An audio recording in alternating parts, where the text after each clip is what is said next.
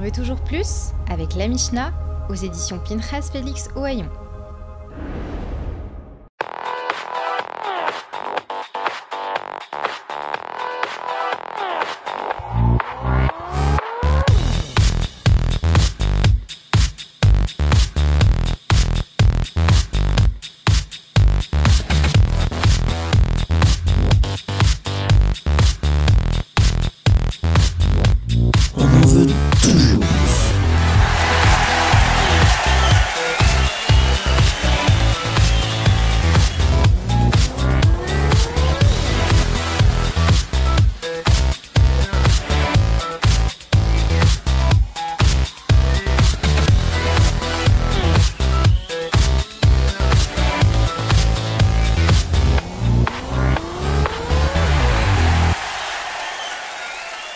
Bonjour et bienvenue à la nouvelle émission de On en veut toujours plus. J'allais dire Talk Chef Israël.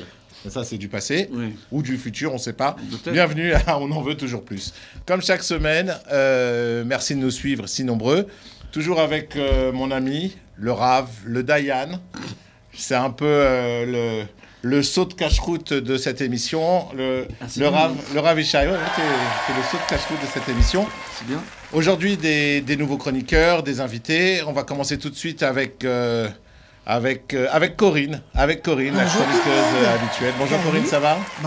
Alors, tu as eu beaucoup de remontées des émissions. Ouais, dans la rue, on t'arrête? On m'arrête, on me demande des autographes. C'est un peu problématique, mais j'ai du mal à circuler dans les rues de Jérusalem. Patrick Bruel, il m'a demandé ton numéro de téléphone. Je sais, je l'ai eu. Alors, on continue tout de suite à côté avec son brushing, toujours là. Franck Asseli. Voilà. Bonjour Franck, ça va?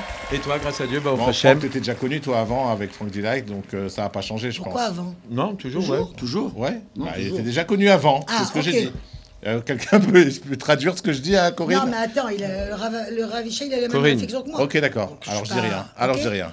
Alors, un petit nouveau qui arrive cette semaine.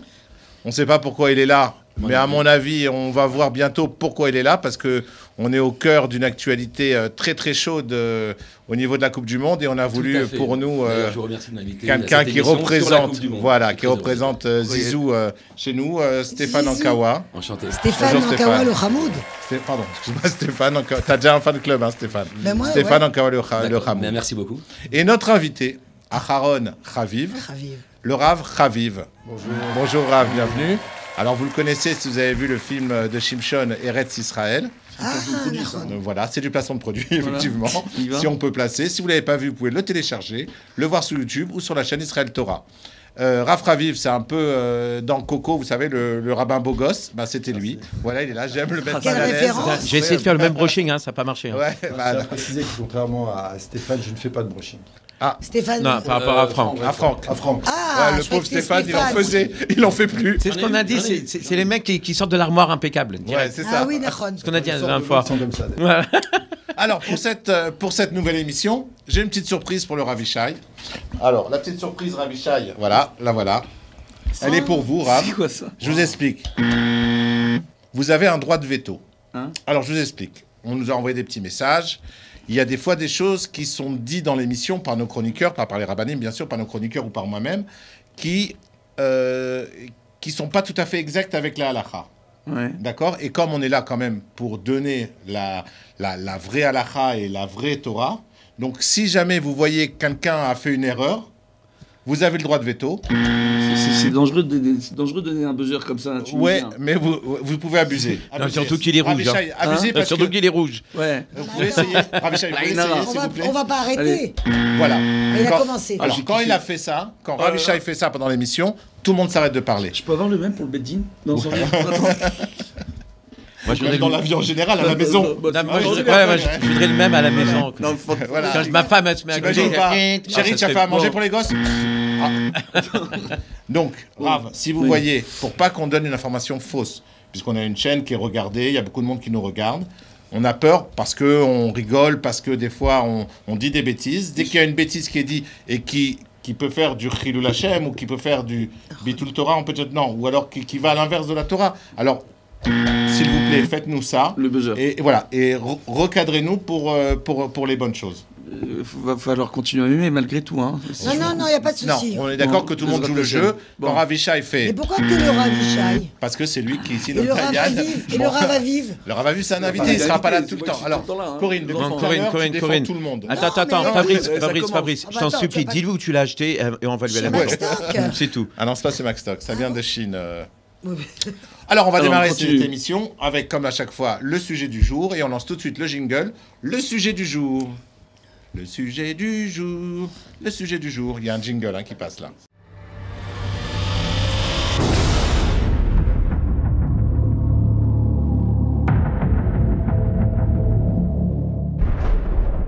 Le sujet du jour. On est là, bravo toujours Shimshon pour ces petits jingles qui sont magnifiques. Le sujet du jour aujourd'hui, Ravishai. On est en pleine actualité très chaude sur quelque chose que vous vous en foutez complètement. Ça s'appelle la Coupe du Monde de football. Ah oui.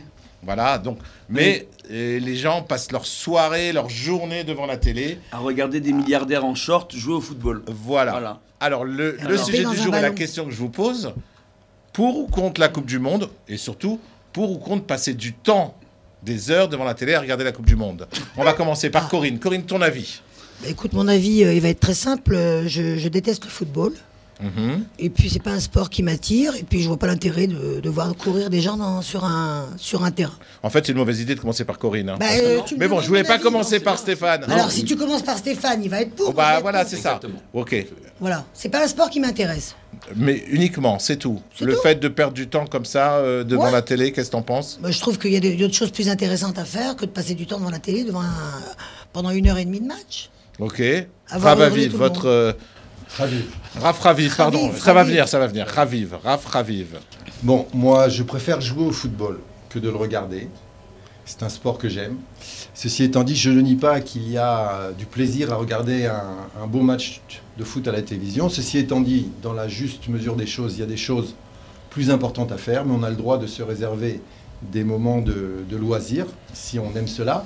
Ceci étant dit, malgré tout, il y a une sorte de folie qui a atteint ce sport. Moi, j'ai arrêté de jouer personnellement parce que je jouais avec des amis et je me suis aperçu que lorsqu'on jouait, alors qu'il n'y avait aucun enjeu, c'était juste pour se faire plaisir, il y avait des gens pour lesquels, pour empêcher de marquer un but, ils étaient capables de casser des jambes, alors que c'était qu'un jeu.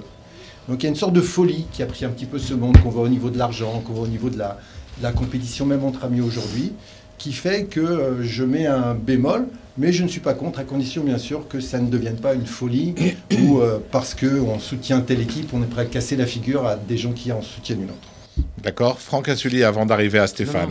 Je ne veux pas avoir ton avis tout de suite, Stéphane. Alors, le football, pour moi, c'est quelque chose de très sympa parce que tous les enfants, ils adorent ça. Ça met de l'animation un petit peu pour les gosses. Pour moi, personnellement, moi, je dis déjà, les équipes, les matchs aujourd'hui, c'est pipé. On sait que beaucoup de matchs sont pipés. C'est plus vraiment ce que c'était. Comme nous, on avait 12-13 ans, on regardait le match de foot. Donc, ce que je veux dire, regarder un match de foot, c'est une perte de temps, oui. Et aujourd'hui, on peut voir un récapitulatif des beaux buts, on peut voir ça dure 5 minutes de voir un récapitulatif si on est vraiment amateur de foot et attendre peut-être la demi-finale, la finale pour peut-être regarder le match au complet. Ok, alors on l'attend tous. L'avis contraire de Stéphane Ankawa. Non, alors personnellement, la Coupe du Monde pour moi, c'est un jour extraordinaire, c'est un moment magique. D'abord, c'est tous les 4 ans, c'est le monde entier. Pendant 2 ans, les pays du monde entier vont se battre pour accéder à cette qualification. C'est retransmis devant des milliards de personnes. Tous les enfants aiment le foot. Vous savez qu'à Jordan, j'ai monté un club de foot. Et le football, ok, on peut le voir comme des casseurs, on peut le voir comme... Moi, aujourd'hui, je le vois différemment. Aujourd'hui, c'est un réceptacle pour les ados, pour les enfants, où tu peux les captiver. Pour moi, la Coupe du Monde, c'est un événement où je rêve de faire... On va sûrement faire des matchs avec tous les enfants du club. C'est le moment de se retrouver ensemble, de faire des soirées, de partager avec tes enfants. Et voilà. Donc pour moi, la Coupe du Monde, c'est... Ouais, mais pour des adultes, tu vas passer ta soirée, regarder tous les soirs un match. Si c'est son plaisir, t'as le droit il faut le football, c'est ma passion. T'as des gens qui vont aller étudier tous les soirs des heures. Moi, je fais la Coupe du Monde de football. Tu compares... On parle de la passion. Je me suis permis. Non, mais il a le droit d'aimer. Ça peut être une passion. Moi, aujourd'hui, le foot, depuis tout petit, j'ai grandi dans cette ambiance-là. Mon père m'emmenait au terrain, j'avais 6 ans, 7 ans. Aujourd'hui, j'en ai 54, j'ai un club de foot. Et ma passion est la même qu'au début. C'est une vraie passion. Ça n'empêche pas d'aller étudier aussi tous les matins et de profiter de la Torah. Alors là, voilà, on est revenu. C'est pas incompatible. Mais aujourd'hui, le football, en tant qu'élément et qu'ustensile pour capter les jeunes et les ados, c'est quelque chose d'extraordinaire. Alors je pense que tu as dit, en disant, dans ta façon de parler à toi, tu as dit là exactement la même chose que Raph Raviv. C'est-à-dire que le football, voilà, c'est ça, le football, oui, jusqu'à une certaine limite. Comme il a dit, si à un moment dans le jeu, il y en a qui, pour éviter un but, vont casser le pied de l'autre, voilà, c'est plus du foot. Et toi, je pense qu'il y a un besoin dans les jeunes d'aujourd'hui, dans la jeunesse d'aujourd'hui, francophone en Israël, surtout. Même pas que francophone, mais en tout cas, nous, c'est celle qu'on connaît, il y a un besoin d'expliquer ce que c'est une équipe, ce que c'est être ensemble, ce que c'est jouer, ce que c'est avoir un but, avoir une passion. Et après, le fait d'avoir une passion, ça peut les ouvrir à tout. Là, tu parles pour des enfants qui veulent jouer, mais tu parles pas pour des adultes maintenant qui doivent suivre le mondial. Non. Non.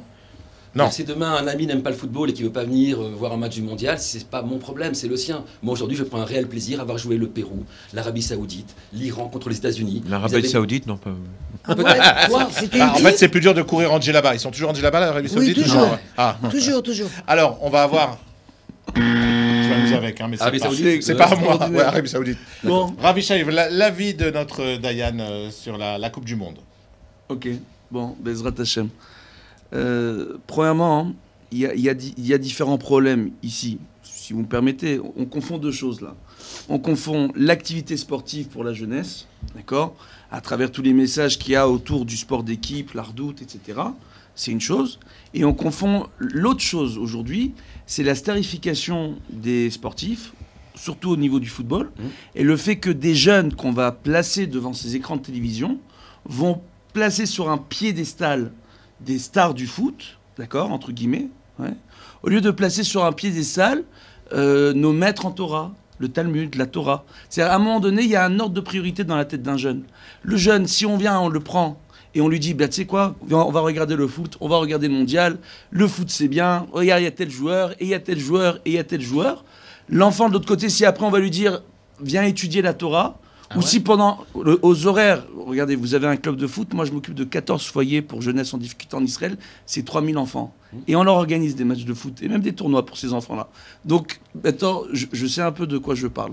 Donc, le fait est, et c'est la chose suivante, c'est que, par exemple, un des problèmes que vous avez au moment du mondial, c'est que les matchs en général sont à l'étranger, et parfois certains matchs en direct, bah, ils sont à des horaires durant lesquels, si un jeune il doit étudier la Torah à ce moment-là, bah, il va être tenté, entre guillemets, ou il a une autre activité, entre guillemets. Grâce à Anatel, on a le replay, on peut le voir le lendemain. Mais c'est pas la même chose de regarder, vous savez. Oui, mais il n'y a pas la même adrénaline. Anatel te remercie, Stéphane. Le même problème. Non, mais regardez, c'est toujours le même problème. Le problème, c'est que c'est jamais le même plaisir de regarder un match dont on connaît déjà le résultat. Donc il y a toujours le problème du match en direct. Après, il y a un ordre de priorité. La priorité d'un juif, parce que c'est une chaîne de Torah, là on est sur une chaîne de Torah, la priorité d'un juif, c'est de chercher à appliquer la Torah et les mitzvot et avoir une vie de Torah. Comprenez ? Donc pour avoir une vie de Torah, la Torah, c'est pas une passion. La Torah, c'est une obligation. La Torah, c'est ce qui définit une personne en tant que juif. Quelqu'un qui se détache de la Torah, d'accord, dans la Gemara, il est appelé étranger au klal Israël. Il se rend lui-même étranger au klal Israël. Donc on a tous besoin d'avoir une affiliation à la Torah. Si nos passions peuvent mettre en péril notre affiliation et notre fidélité à la Torah, si nos passions risquent de passer en priorité avant la Torah et les mitzvot, et c'est un des principaux problèmes de notre génération, d'accord ? Alors là, on met en péril la Torah et le mitzvot et le peuple juif en tant que tel. Et ça, c'est des choses qui peuvent déranger. Maintenant, il y a une chose extraordinaire. Une chose extraordinaire. Et c'est la chose, c'est la suivante. Il y a une notion au niveau de la halakha de Bitul Torah. Je ne sais pas si vous êtes au courant. D'accord ? Bientôt. Ben voilà. Alors, la notion de Bitul Torah, c'est un interdit. Dans un mois. Où tout son temps de libre, on doit essayer de s'améliorer en tant que personne à travers l'étude et l'application de la Torah et des mitzvot. D'accord, à 100%. Non, mais attendez. Donc après, il y a différents niveaux d'application. D'accord ? L'autre problème qu'on a, c'est un jour, il y a un garçon qui expliquait à son rave qu'il ne pouvait pas venir au cours de Torah parce qu'il s'était inscrit à un club de foot. C'est une histoire vraie. Il s'était inscrit à un club de foot et qu'il avait un match à l'heure du cours. Il ne pouvait plus venir au cours.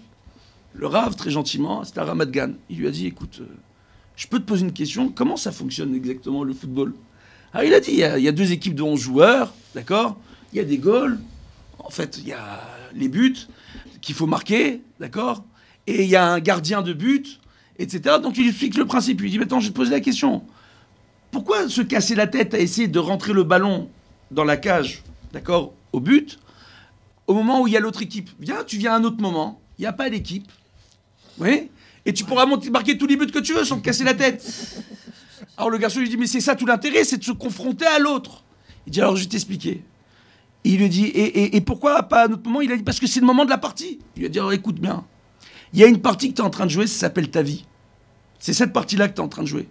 Et ta vie, c'est la partie la plus importante que tu dois jouer. Et ta vie, elle se joue en ce moment, à l'heure actuelle. Donc, le fait est qu'après 120 ans, Akadosh Baruch Hu, il ne va pas nous demander combien d'heures on a passé devant le mondial et combien de plaisir on a pris à regarder des matchs de foot. Ou combien de buts on a marqué. Il va nous demander plutôt, au niveau de notre personnalité, comment on a cherché à s'améliorer. Comment on a cherché à grandir en Torah. Maintenant, si le sport, et le sport normalement, comme le rapporte le Rambam, est un outil essentiel, les poskim disent que chaque jour, toute personne doit prendre 1 heure pour faire du sport. Ils recommencent tous la marche à pied. Ce qui est amusant aujourd'hui, c'est que lorsqu'on parle avec les médecins, ils nous disent que tous les sports sont bons, mais un des sports les plus sains pour le cœur et pour les gens, sans s'abîmer les articulations et le corps à un niveau et sans mettre en péril sa santé, pour la majeure partie des gens, c'est la marche à pied, entre guillemets. Donc, en réalité, il y a une recommandation de la Torah Rachamim, de s'adonner au sport, de faire attention à son corps, etc.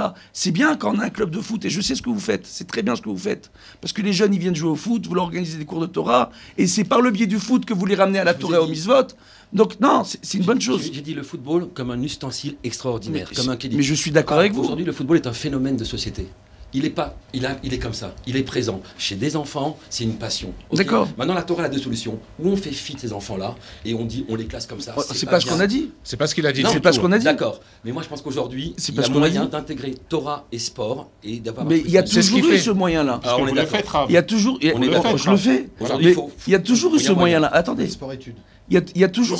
Attendez, non, mais surtout, ça occupe les enfants de ne pas traîner dans la rue pour certains. C'est le but de son association. Voilà, j'ai confondu le Zman Torah, le temps perdu et tout. Mais je peux vous. Voilà. J'ai peut-être confondu. Mais c'est vrai ça c'est très bien fini. C'est un ustensile. Exactement. C'est magnifique. Voilà, ça. Les enfants de 15-16 ans. Baruch Hashem. C'est magnifique. Baruch Hashem. Et à cet âge-là, tu ne peux On pas a non fini plus sur la même les longueur. obliger. Ce qui est important dans l'éducation, même quand il faut faire du sport aux enfants, c'est de leur rappeler la priorité des choses dans la vie. Donc pour conclure, Rav, tout le monde est d'accord.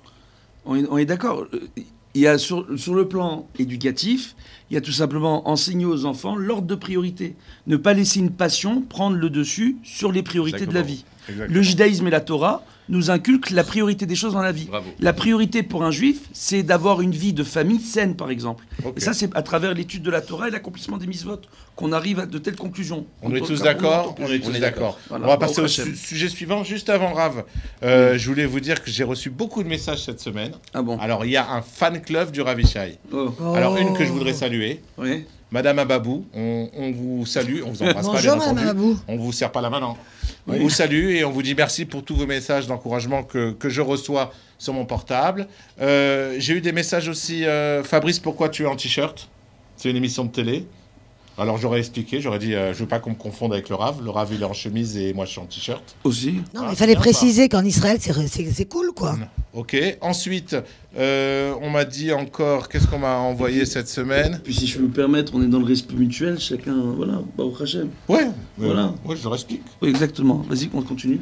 Et on m'a dit, des fois, tu tutoies le Rav. Ah, je le tutoie peut-être, Ah oui. mais je l'appelle toujours Rav. C'est pas bien ça, que tu me tutoies. Ah. Parce qu'on se connaît bien avec Fabrice depuis longtemps. Non, mais voilà, c'est pour ça. Voilà. Je te tutoie, mais je t'appelle toujours Rav. Oui. Voilà, c'est tout. Je continue. Comme on est en Israël, de toute façon, tout le monde se tutoie en Israël. Même si on parle au président de la République, on dit Ata. Donc, je suis un peu là-dessus, mais je garde toujours l'appellation de Rav quand je te parle. Oui, on s'aime à la tunisienne, de façon harissa. Exactement. On s'aime et on se pique en même temps. Exactement, voilà, c'est Baruch parfait. Hashem. Alors, on va passer tout de suite à la réflexion du jour. On envoie le petit jingle de Shimshon Nathalie. La réflexion du jour. La réflexion du jour. C'est quoi cette phrase encore?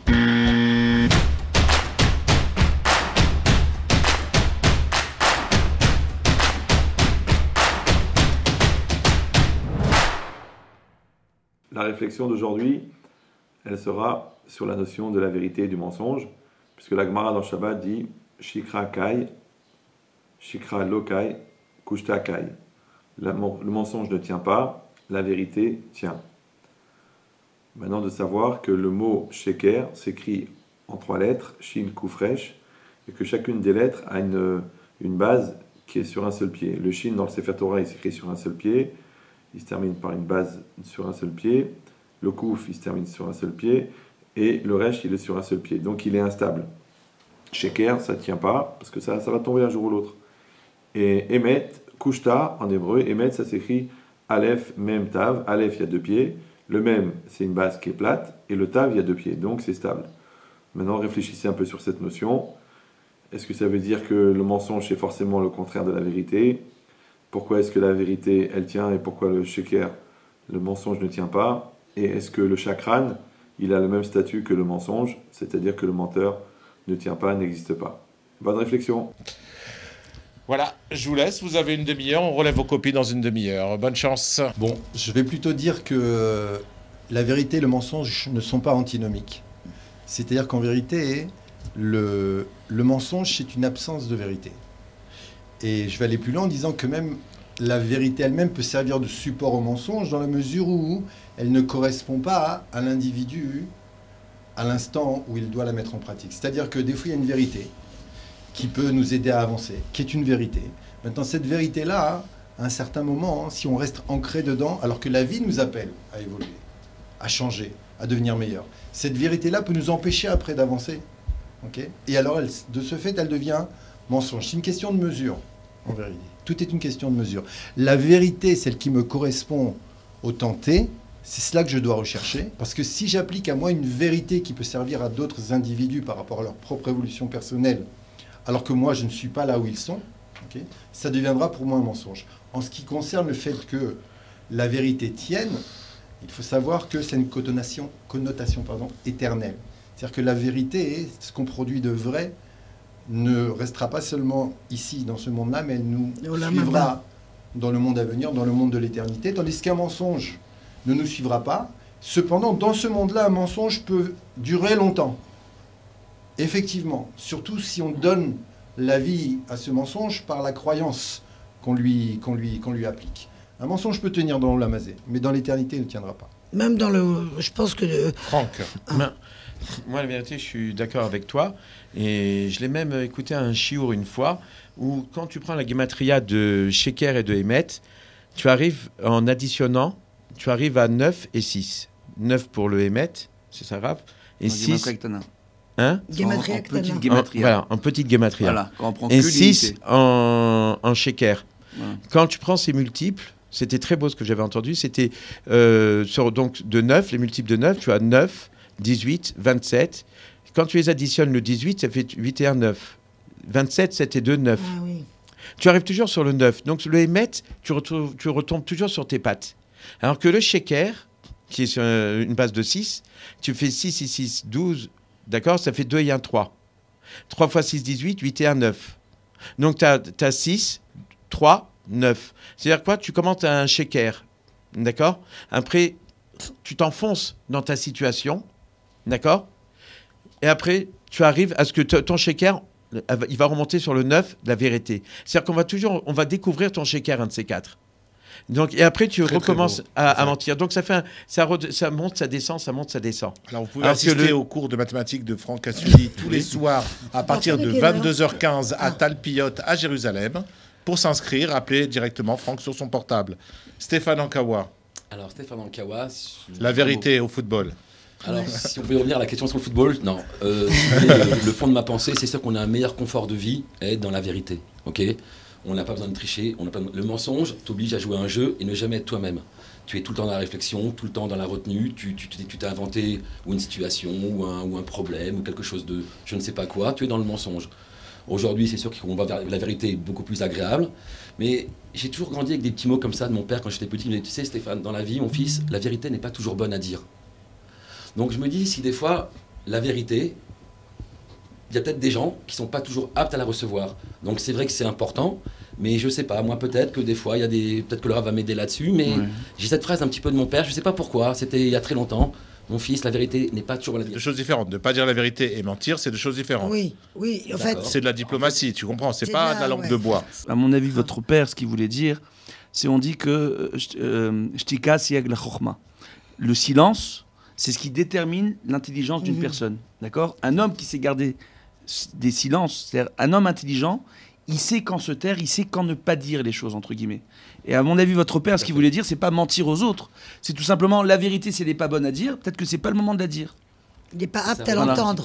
Et ça rejoint la mitzvah de Ochiar Tochiar et Amitecha, que lorsqu'on doit reprendre son prochain et le corriger, d'accord, pour lui faire des reproches, on doit le faire bénéima, comme le dit Rabbi Eliezer, on doit le faire de façon sympathique. Si on n'est pas capable Souriant. de corriger son prochain avec le sourire et d'arriver à débattre avec son prochain avec le sourire pour arriver à lui faire comprendre son erreur, il vaut mieux s'abstenir. C'est un vrai travail. entre guillemets. Corinne, ton avis dessus?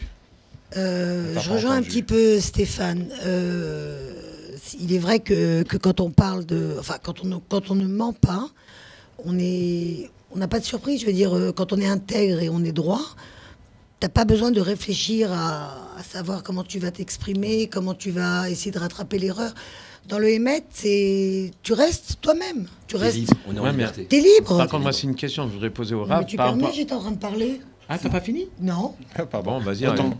vas-y, parle. Franck. Ah oui. C'est pour moi, Tu oui. joues pas avec, hein? Donc, quand on Alors. est, pour moi, le fait d'être dans le Hémet et à tous les niveaux, être émettre avec quelqu'un et savoir lui dire, savoir lui faire des réflexions, mais d'une manière diplomate ou avec un sourire.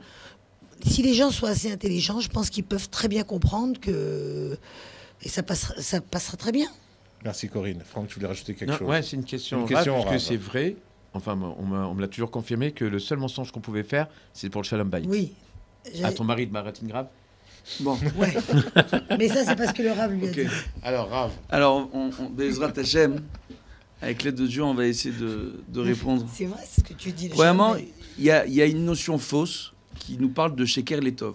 Donc parfois mentir pour le bien. Nachon. D'accord? On va en termes d'alacha, en cas de dommage ou de déférents pécuniaires, d'accord? Il y a, entre guillemets, certaines choses qui peuvent être autorisées, mais ça ne s'appelle pas mentir. Vous comprenez? Tout simplement, si une personne sait qu'elle a affaire à un escroc, je donne un exemple, hein. On sait qu'on a affaire à un escroc, on a un différend face à un escroc. D'accord? Mais on sait que pour obtenir un accord avec cet escroc, parce qu'on a toutes les preuves de son escroquerie, entre guillemets, on sait qu'on va devoir, entre guillemets, accepter son mensonge devant les dayanim dans le beddin. D'accord? Il y a une notion en termes d'alacha qui nous autorise, quand on est sûr et qu'on a toutes les preuves, à exposer les preuves aux dayanim, leur expliquer le problème et leur dire, moi, je suis disposé à m'asseoir et arriver à un arrangement avec ce monsieur et lui dire ses mensonges, mais si je le contredis, il ne sera pas d'accord. Donc je fais devant vous une moda, comme quoi j'ai les preuves de son mensonge, et que si je me tais au moment où il va mentir devant vous, ça ne veut pas dire que je suis d'accord avec lui. D'accord? Pourquoi? Parce qu'il y a une notion en termes d'alakha que shtika keoda. Quand une personne a un différend est face à quelqu'un d'autre et se tait face à cette personne-là, au moment où elle explose les faits, le fait de se taire, c'est être d'accord et être en accord avec la personne qui est en face de nous. Si on ne dit rien et on ne fait aucune remarque. Qui nous dit mot consent. Voilà. Oui. Exactement, c'est exactement ça. Maintenant, ça c'est premièrement, c'est pour te répondre. Donc, il y a des notions comme ça, mais en réalité, en termes de Shlom Bayit, non, il n'y a pas Sheker Letov, entre guillemets. Il y a des choses qui parfois, en termes de Shlom Bayit, il y a des sujets, il faut savoir quand les aborder et quand parler de la chose. Il faut trouver le bon moment pour parler d'un sujet. Non, je parlais par exemple, tu as été manger un petit couscous boulette chez ta mère et ta femme, elle n'aime pas ta mère, quoi. Donc tu lui dis pas, quoi. Ou elle a besoin de toi pour Bon. autre chose. C'est un Non, petit- ça, c'est le shaker. Voilà. Regardez. C'est un mensonge. Bon, allez, c'est bon. Regardez, on va Non, pas rentrer non. dans tout le détail parce que ça peut durer des heures, Bah tous oui. ces exemples-là. Ces exemples-là ne sont pas bons. Si une belle-fille a un problème avec sa belle-mère, alors ce sera au mari et au fils, entre guillemets, d'accord, de s'asseoir avec sa mère et de s'asseoir avec sa femme, En même temps séparément, Ah. pour arriver à comprendre Les contents de quelle Corinne. peut être la source du différent pour arriver à Pas de trouver différent, des moi. solutions. Souvent, c'est au visu. Hein. Bezrat Hashem. Et quand on est incapable de trouver des solutions, prendre conseil avec des personnes qui ont été formées pour s'occuper de ce type de problèmes matrimoniaux, d'accord, afin d'avoir bon conseil et de trouver des solutions. Alors, je dis bien des personnes qui ont été formées, d'accord? C'est important. Parce qu'aujourd'hui, c'est pas tous les rabbanim qui peuvent s'occuper de Shlom Bayit, comme c'est pas tous les coachs qui peuvent s'occuper aussi de Shlom Bayit, d'accord? Je ferai du foot. Il faut- C'est maintenant. Donc non, tout simplement que en réalité, parce qu'aujourd'hui, il y a différentes personnes aujourd'hui qui se font appeler conseillers conjugaux ou thérapeutes ou autres, il faut faire attention qu'on ait affaire à des personnes qui ont une véritable formation. Quelle est la formation Alors, attendez, parce que là, c'est un autre sujet. Juste pour répondre, je peux répondre ou je peux pas répondre? Oui, bien sûr. Bon, alors, Bezrat Hashem. On voit à Baruch Hashem, comme l'a très bien expliqué le Rav Raviv, en réalité, c'est qu'il y a une notion ici à la fin qui est intéressante dans la remarque du Rav Ben Chetrit, dans la réflexion du Rav Ben Chetrit, c'est de nous dire, est-ce que à la finale, le mensonge qui n'existe pas, d'accord, est-ce que le menteur est comme le mensonge? Est-ce que lui, il existe ou il n'existe pas, entre guillemets? D'accord? Le problème, c'est que le menteur, on dit midvar sheker tichak, du mensonge, on a l'obligation de s'éloigner. C'est une ordonnance de la Torah. C'est une obligation pour nous de s'éloigner du mensonge, de ne pas mentir, d'être honnête et intègre en tout moment. Et quelles que soient les conditions, entre guillemets. Maintenant, ce qu'on voit à Baruch Hashem, et ce qui est assez important, c'est de se dire tout simplement que le mensonge, bien qu'il soit faux, il vit à travers le menteur. Et que le menteur, à travers sa réalité et son mensonge à lui, il peut détruire des mondes. D'où les interdits de parler de son prochain. Il y a l'interdit du Lachon Hara, qui parle de médisance. La médisance, c'est quoi en réalité? En termes d'halakha, de loi juive, c'est pas de dire un mensonge sur une personne.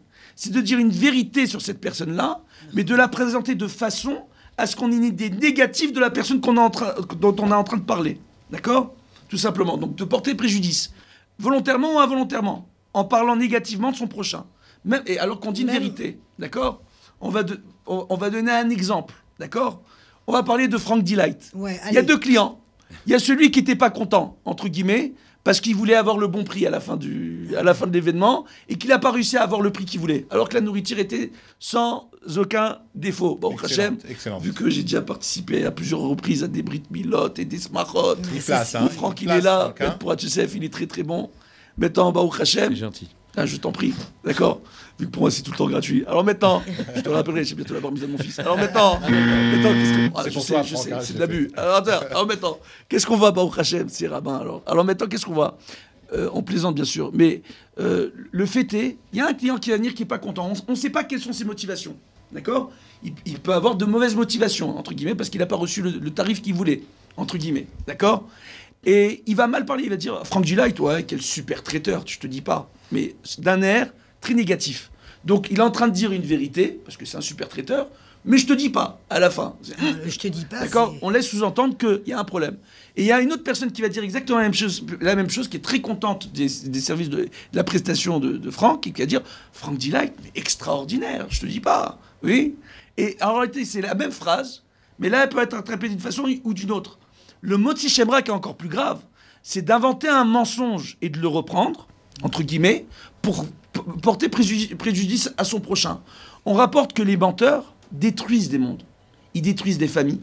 Moi, je peux vous en parler d'expérience. Récemment, on a eu, dans différentes villes, des cas dans différentes communautés, dans certains quartiers, où on est parti s'amuser à raconter des mensonges sur des femmes mariées qui auraient eu des aventures avec des hommes mariés. Ce qui est faux, il n'y a eu aucune aventure. D'accord? Il y a eu un échange de SMS qui était un peu bizarre et qui a donné lieu à une dispute entre le copain et le mari. Parce qu'il a dit, c'est quoi le SMS que tu as envoyé à ma femme? Les gens, ils sont partis dans des mensonges parce que chacun y rajoute un mot, que c'est devenu, elle a trompé son mari. Radio Kikar à Natania. Et les enfants, c'est les enfants du copain, etc., etc. Mais c'est souvent comme ça, malheureusement. Grave. Donc en réalité, quand on vous rapporte une information sur une personne, il faut toujours savoir qui est la personne qui me tient informé. D'accord? Quelles sont ses motivations et pourquoi elle m'en parle et est-ce qu'elle est sûre de ce qu'elle est en train de dire. Et même si on parle d'une personne qui est de moralité reconnue, qui a une bonne moralité, et même si elle peut connaître les personnes directement et dire qu'elle est au courant, on n'a pas le droit de la croire. C'est comme ça qu'on empêche des mondes, des noms et des familles d'être détruites. Bien sûr. Chazak Baruch, merci beaucoup Rav. Alors ça a vraiment éclairci tout le monde, je pense. Hein. Corinne, on est satisfait.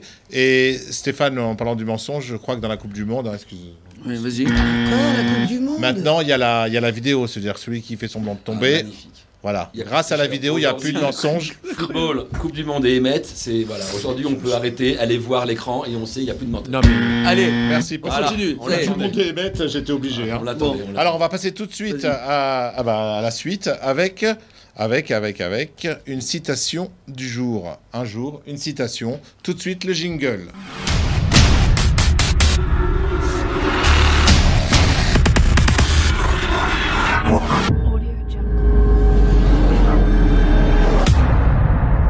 La citation du jour, la citation du jour. Un jour, une citation.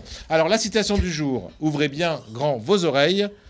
Tout dépend du ciel, sauf la crainte du ciel. Ah, c'est simple, c'est court. Tout dépend du ciel, sauf la crainte du ciel. En hébreu, ça se dit comment, Raviv? Kol bidei shamaim, chutz mi'irat shamaim. Voilà. Akol bidei shamaim, chutz mi'irat shamaim. Raviv. Ah, commence avec moi. Ah oui, toujours. Cette phrase, elle soulève des mondes d'interrogation, de compréhension, de profondeur, parce qu'elle soulève le principe du libre arbitre. Dans quel domaine le libre arbitre doit-il s'exprimer? Effectivement, il y a des choses qu'on n'a pas choisies. J'ai pas choisi d'être juif tunisien, je remercie Dieu en passant, mais j'ai pas choisi. Nous aussi, on remercie Dieu d'avoir les yeux marrons. J'ai pas choisi mes parents, si on peut dire. On va pas pleurer quand même. Non, quand je dis j'ai pas choisi, c'est pas. Oui, j'ai compris. On aurait kiffé les yeux bleus, quoi. C'est tout. Ouais. Continue. Il y a aussi des trous notes, il y a dans notre personnalité des choses avec lesquelles on est. Des natures avec lesquelles on est. Celui-là, il est extraverti, celui-là, il est introverti. De nature, avant que la société fasse son travail de pression où elle puisse changer l'individu. Donc, c'est une question très profonde sur quelle est la latitude du juif d'intervention dans son monde, dans laquelle Akadosh Baruch Hu l'attend. Et on est toujours, pour celui qui veut servir Hachem, dans une sorte d'ajustement, de questionnement. Est-ce que là, je dois accepter les choses telles qu'elles sont? Est-ce que là, Hachem attend que je bouge, je rentre dans le tas et j'ai le courage de les changer? C'est une interrogation perpétuelle. C'est-à-dire qu'effectivement, ce qui m'est laissé finalement, dans les situations dans lesquelles je n'ai pas eu le choix d'être trouvé, parce que ça fait partie de mon parcours de vie tel que Dieu l'a décidé pour mon bien le plus grand, où est-ce que Kadosh Baruch Hu m'attend? Qu'est-ce que je dois faire? De quelle manière je vais réagir? Quelle direction je vais donner à l'événement? Est-ce que je vais me rapprocher d'Akadosh Baruch Hu avec cet événement? Est-ce que je vais m'en éloigner? Ça dépend de moi. Mais de toute façon, ce qui est sûr, c'est que, dit Rabbi Nachman de Breslev, Akadosh Baruch Hu a créé le monde pour l'utilisation du libre arbitre. C'est-à-dire que ce qu'on peut donner à Akadosh Baruch Hu, nous, c'est notre Yirat Shamaim. D'ailleurs, les sages disent qu'Akadosh Baruch Hu, il a un trésor, Otsar Shel Yirat Shamaim, un trésor de conscience du ciel. Je traduis la Yirat Shamaim par la conscience du ciel plus que par la crainte du ciel. Parce que la Yirat Shamaim, c'est comme si tu te trouvais maintenant toute la journée avec Rabbi David Abouhatzera, par exemple, un grand tzaddik. Tu ne vas pas penser pareil, tu ne vas pas parler pareil. Absolument. Tu ne vas pas te comporter de la même manière. Sûr, quelqu'un va te marcher sur le pied, tu ne vas pas l'insulter. Tu vas regarder les choses de manière différente parce qu'un grand tzaddik se trouve à côté de toi. Alors, à plus forte raison qu'Alva Chomer. Kadosh Baruch Hu, il est là. Et si tu as cette conscience, tu ne vas pas te comporter de la même manière. Donc, en ce qui concerne la Yirat Shamaim, qui est à Kol bidei shamaim chutz mi'irat shamaim, tout dépend de la conscience que nous allons donner aux choses. Et cette conscience, si elle est bonne, qu'est-ce qu'elle va impliquer en termes de comportement juif? Cette conscience que nous allons appliquer, c'est-à-dire l'utilisation de notre libre arbitre, c'est ce que Akadosh Baruch Hu attend de nous, en vérité. C'est ce qu'on peut lui donner, parce que ça vient de nous. Voilà ce que je veux dire. Ce qui est évident, c'est s'il y a conscience, il y a crainte. L'autre manque de crainte il y a une connotation péjorative dans le mot crainte, parce qu'on imagine qu'il faut se retrouver en situation d'avoir peur constamment que le ciel nous tombe sur la tête. Et c'est quoi la vraie traduction de Yirat Shamaim? La nous disent les sages, nous amène à la Ahava. On ne peut pas imaginer que si maintenant, dans ma relation avec Hachem, je suis constamment en train d'avoir peur qu'il me punisse, que je puisse arriver à l'aimer. Non, elle a plusieurs degrés. Effectivement, le début de la Yira, celle qu'on est censé apprendre aux enfants, c'est qu'effectivement, il y a des punitions. Mais très vite, en grandissant, on s'aperçoit que ce n'est pas une punition, c'est la conséquence de nos actes. C'est-à-dire qu'Akadosh Baruch Hu t'a prévenu, il t'a dit, ça c'est bon pour toi, ça c'est mauvais pour toi. Choisis la vie. Ou Bacharta Bachaim, pourquoi choisis la vie? Pour bien nous expliquer, ça dépend de toi maintenant. Je n'interviendrai pas dans l'espace de liberté que je t'ai laissé. Ça c'est à toi. Maintenant, tu choisis.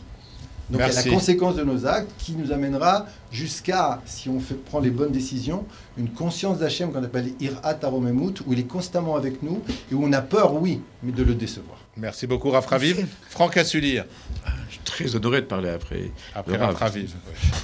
Non, ce que je voudrais dire, c'est Dafka, c'est une discussion qu'on a eue hier avec un ami. C'est qu'on dit que tout vient du ciel, sauf la crainte de Dieu. Mais en fait, c'est quoi? C'est souvent, on se retrouve dans des situations. On sait que, par exemple, si tu fais ta tefila, Dieu, il t'écoute et il te donne. On sait, Dieu, on sait qu'en faisant certaines choses, Dieu va te donner certaines choses. D'accord? C'est pour ça qu'à travers la tefila, on demande tout. Mais en fait, donc, ça veut dire qu'un homme, il sait c'est quoi le droit chemin. Au fond de nous, on connaît tous le droit chemin, qu'est-ce qu'il faut faire, qu'est-ce qu'il ne faut pas faire. Qu'est-ce que la Torah nous demande et qu'est-ce qu'il y a sourd de faire. Mais en fait, c'est quoi les Red Shamaim? C'est que c'est souvent retrouver dans une situation, par exemple, moi je suis retrouvé dans une situation personnellement où je fais des réceptions le matin et il y a une demi-heure, j'ai envie de me poser pour souffler parce que j'ai travaillé comme un bœuf pendant 4 heures et me dire, je peux mettre les tefilines ou pas maintenant. Alors c'est où je me prends ma pause parce que là je veux retravailler pendant 2 heures, on va ouvrir un buffet, ou c'est se dire, j'ai la Hirat Shamaim, je m'arrête, je mets mes tefilines, je fais ma tefila et après je reprendrai. Donc en fait, on a l'équilibre entre les mains, mais ce que la Hirat Shamaim, c'est savoir prendre la décision au moment de l'acte et de dire, je dois faire comme ça et pas autrement. Alors c'est dans ce cas-là, c'est être plus et fort que ça, terrain. Voilà. Donc le libre arbitre, c'est ce qu'il nous disait Rav Raviv. Tout à fait. Stéphane, au football, qu'est-ce que tu dis, la Hirat Shamaim, il y en a ou pas? Alors déjà, il y a des... Non, mais déjà, il y en a qui rentrent... Déjà, je suis pas que football, et cette phrase, c'est une phrase, quand j'ai fait ma tchouva il y a 20 ans, en 2 secondes, je viens pas d'un milieu pas du tout religieux, algérien, classique, fruits de mer, cochon, pas Shabbat, donc je viens pas d'un milieu où j'ai grandi dans tout ça. Okay, algérien classique, algérien classique de base. Et au début de cette tchouva, où j'ai commencé à... Pardon à tous les Algériens qui nous regardent. Alors, continue, je plaisante. T'avais le droit. Hein. Au début de ta tchouva, quand tu commences à t'intéresser à des petits cours, à des petites choses, où tu commences un peu à parcourir les rabbanim, tu connais rien, tu sais même pas qu'il faut mettre les tefs, tu sais pas que Shabbat existe, tu sais rien, tu sais juste que le vendredi on va à la maison pour un kidouche, ok? Et tout vient du ciel, sauf la crainte du ciel. M'a beaucoup posé de questions. Au début de ma tchouva, quand tu commences à continuer à manger ta ref, que tu vas au restaurant, que tu manges ton plat de taref, tu dis tout vient du ciel, ok, donc c'est Hachem qui me l'envoie, sauf la crainte du ciel. Je dis, mais alors c'est quoi la crainte du ciel? Ok, Hachem il me met là, c'est pas cachère, là c'est pas bien, tout vient de là-haut, donc si je suis là c'est qu'il l'a voulu. J'avais une approche primaire, d'accord? Une approche très primaire de tout ça. Et tout à coup tu dis, sauf la crainte du ciel. Et je pense que je me suis fait mon petit chemin tout seul là-dessus. Ça veut dire quoi? Apprends la vie, apprends comment il faut être, comment tu dois te comporter, ce que tu as le droit de manger, ce que tu n'as pas le droit. Ce qu'il faut faire, fais-le à ton rythme. Tu as 30 ans, tu peux pas tout bouleverser, tu peux pas tout chambouler. Et petit à petit, je pense que la crainte du ciel pour moi, c'est, tu vois là Stéphane, je t'ai remis une crevette ou je t'ai remis ça. Tu as été au cours, tu sais que c'est pas bien. Qu'est-ce que tu vas faire? Et moi, la crainte du ciel, je l'ai prise comme ça. Une petite dernière. Vas-y. Crevette. Non, crevette.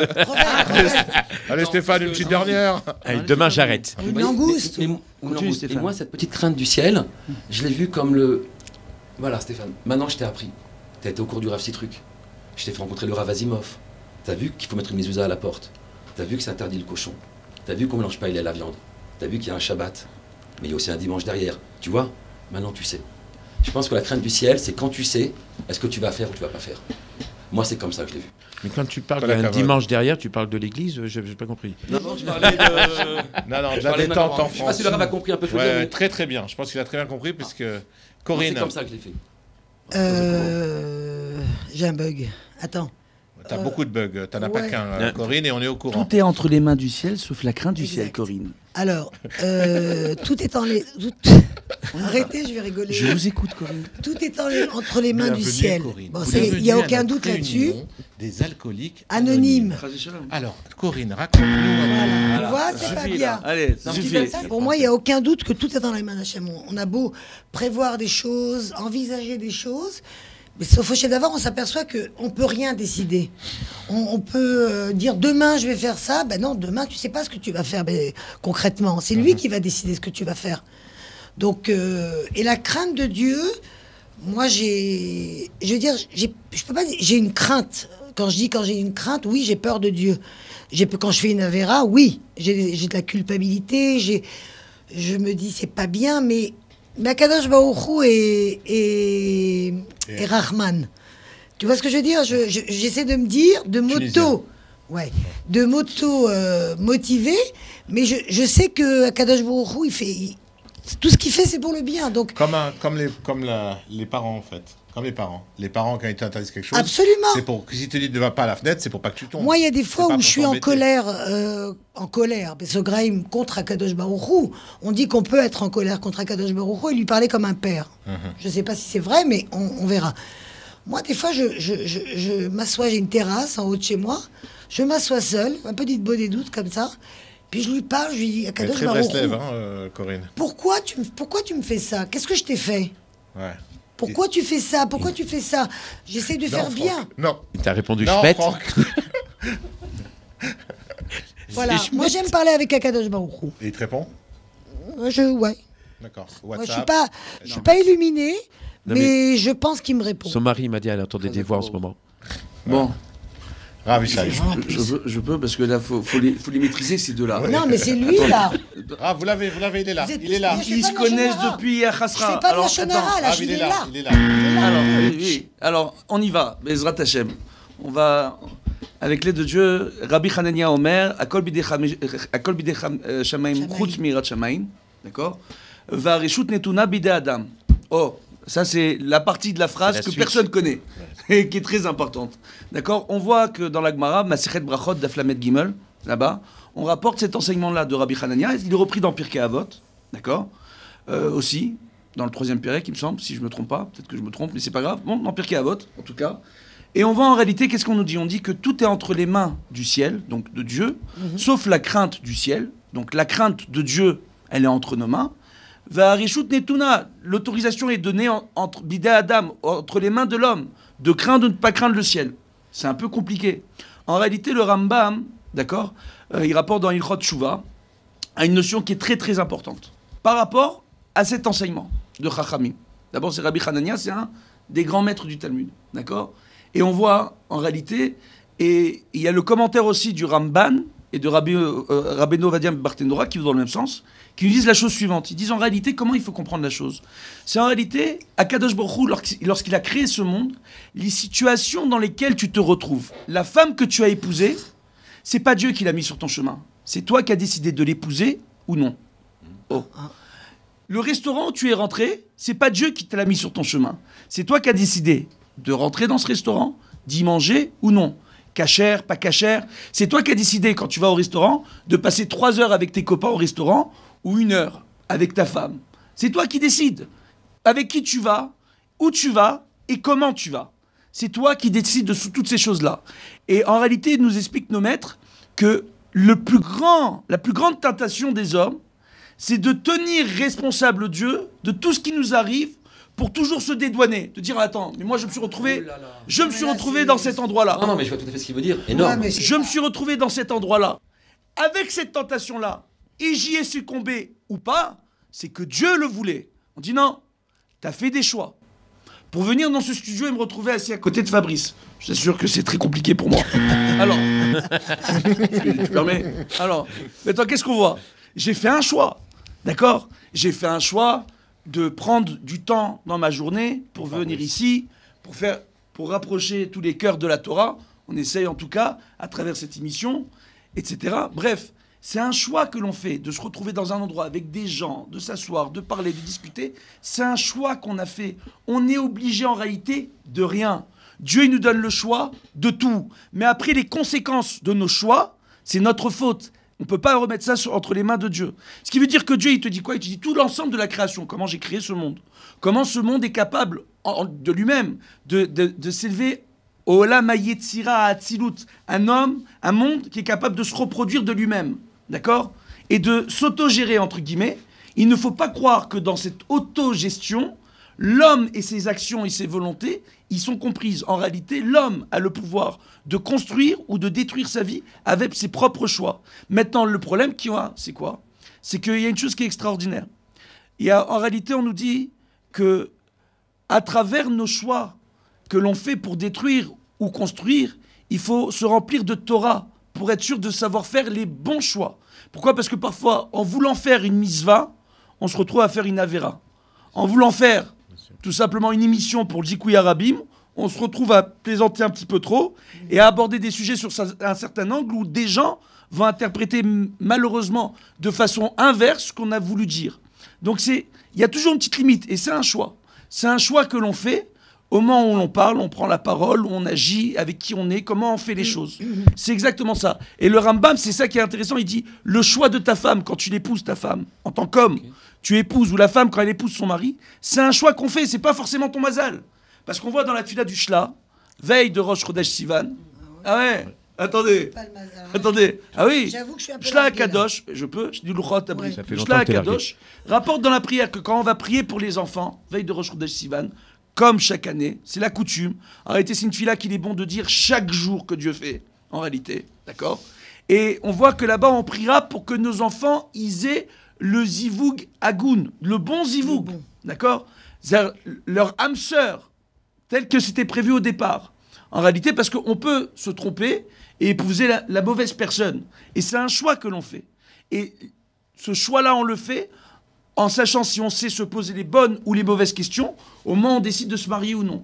Et ainsi de suite. Bref, et on terminera là-dessus. Merci beaucoup. On va faire le choix de la publicité maintenant. Oui. Ok, si vous voulez bien. Oh, je veux bien. Alors tout de suite la pub et on se retrouve tout de suite après la pub avec nos chroniqueurs et Ravishai. À tout de suite.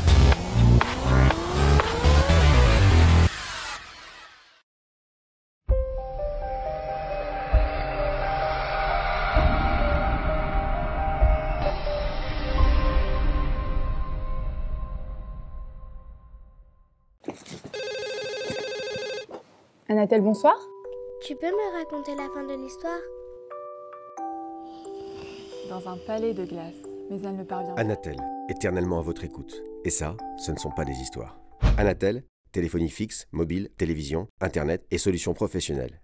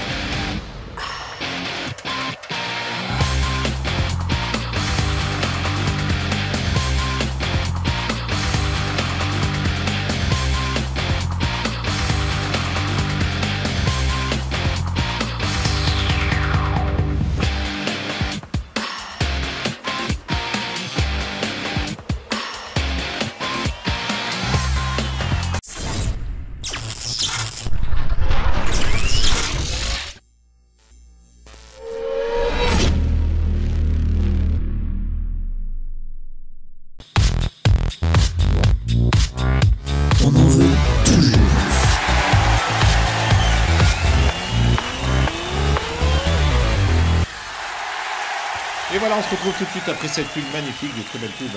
Merci beaucoup pour nos annonceurs. Et si vous voulez être annonceur, contactez-nous. Vous pouvez avoir votre pub dans une émission qui est regardée par plus de 50 000 personnes. Quand je dis un mensonge, tu peux m'arrêter. C'est 40 000 en fait. C'est 40 000 exactement. 40 000. Alors, la suite tout de suite, on va voir un nouveau sujet qu'on n'avait jamais abordé dans nos émissions. C'est une nouvelle rubrique. Ça s'appelle la Parashat Hashavua. Et tout de suite, le jingle Parashat Hashavua. Parashat Hashavua.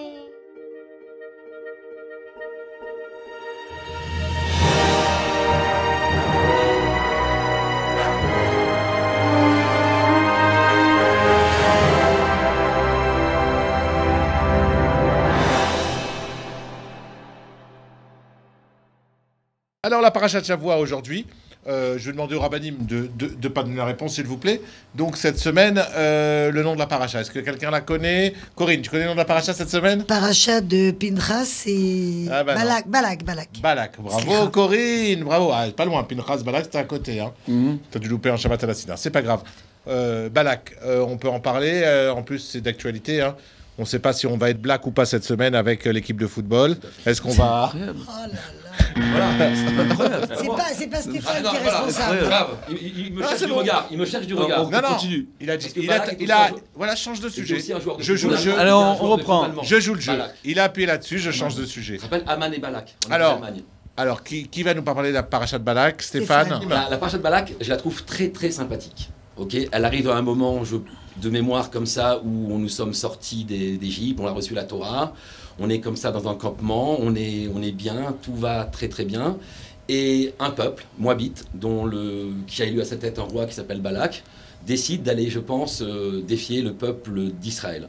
Et ce roi Balak, qui est, je pense, intelligent, sait que Hachem réside avec eux, donc il va user d'un subterfuge, d'aller chercher un prophète Goy qui s'appelle Bilam, en espérant que ce Bilam, qui est aussi un prophète, le seul prophète Goy de la génération, c'est le seul qu'ils auront eu. Il joue dans la même équipe que Balak ou pas?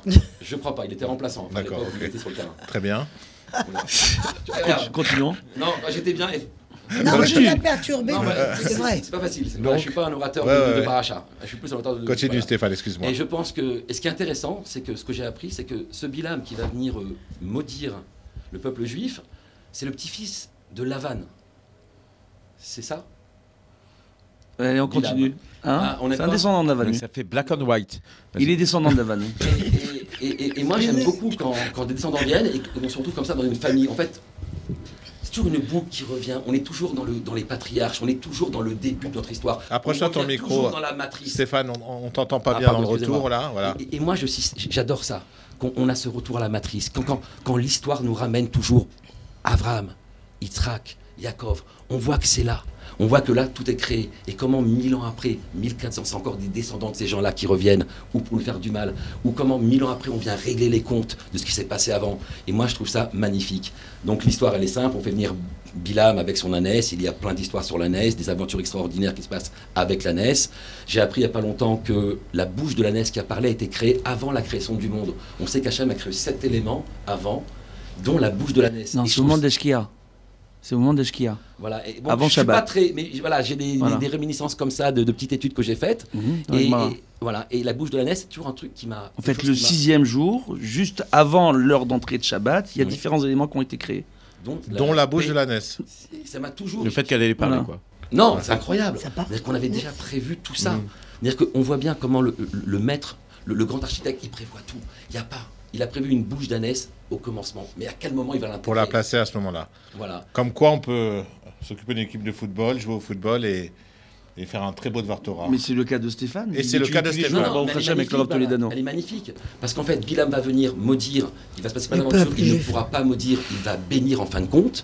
Ensuite, quand les malédictions vont se transformer en bénédictions, ils vont user d'un autre stratagème encore plus perfide. Ils vont dire, puisque les Juifs sont quand même costauds, qu'est-ce qu'on va faire? Ils ont des faiblesses. C'est les femmes. Donc ils sont partis comme ça près de Shittim, je crois, pour camper. C'est la paracha. C'est pas celle-là? Non, c'est pas la fin de Balak? C'est pas dans. Oui, t'es parti se faire.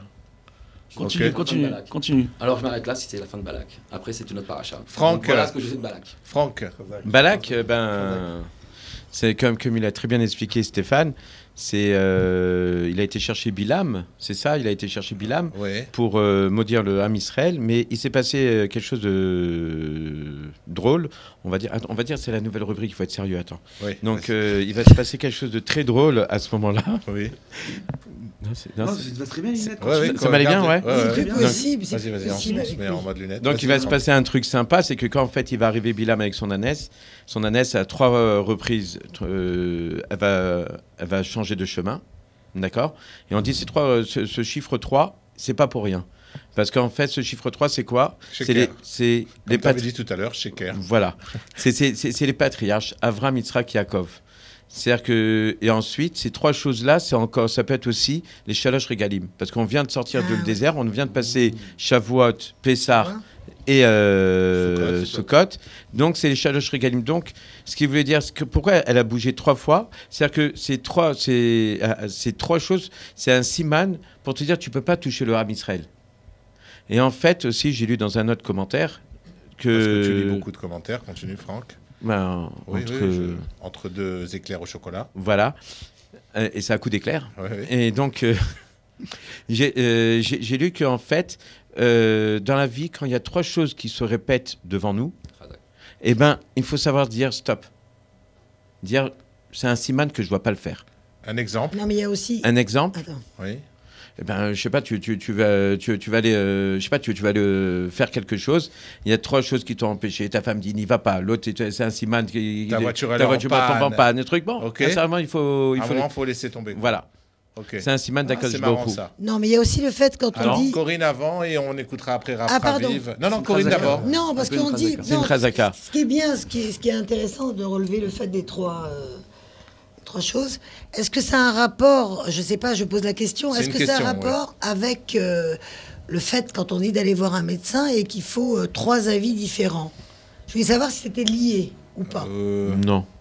Non. De 2, parce que 3. 2 avis sont contraires, tu prends un 3e qui vient trancher. Je voulais terminer parce que tu m'as pas... Bon, c'est pas grave. Jamais elle se laisse. Non, mais t'aimes bien Corinne. Oui, je voulais seulement terminer. C'est qu'en parlant de la NES, quand même, c'est parce qu'elle a parlé et jusqu'à maintenant, on dit qu'après...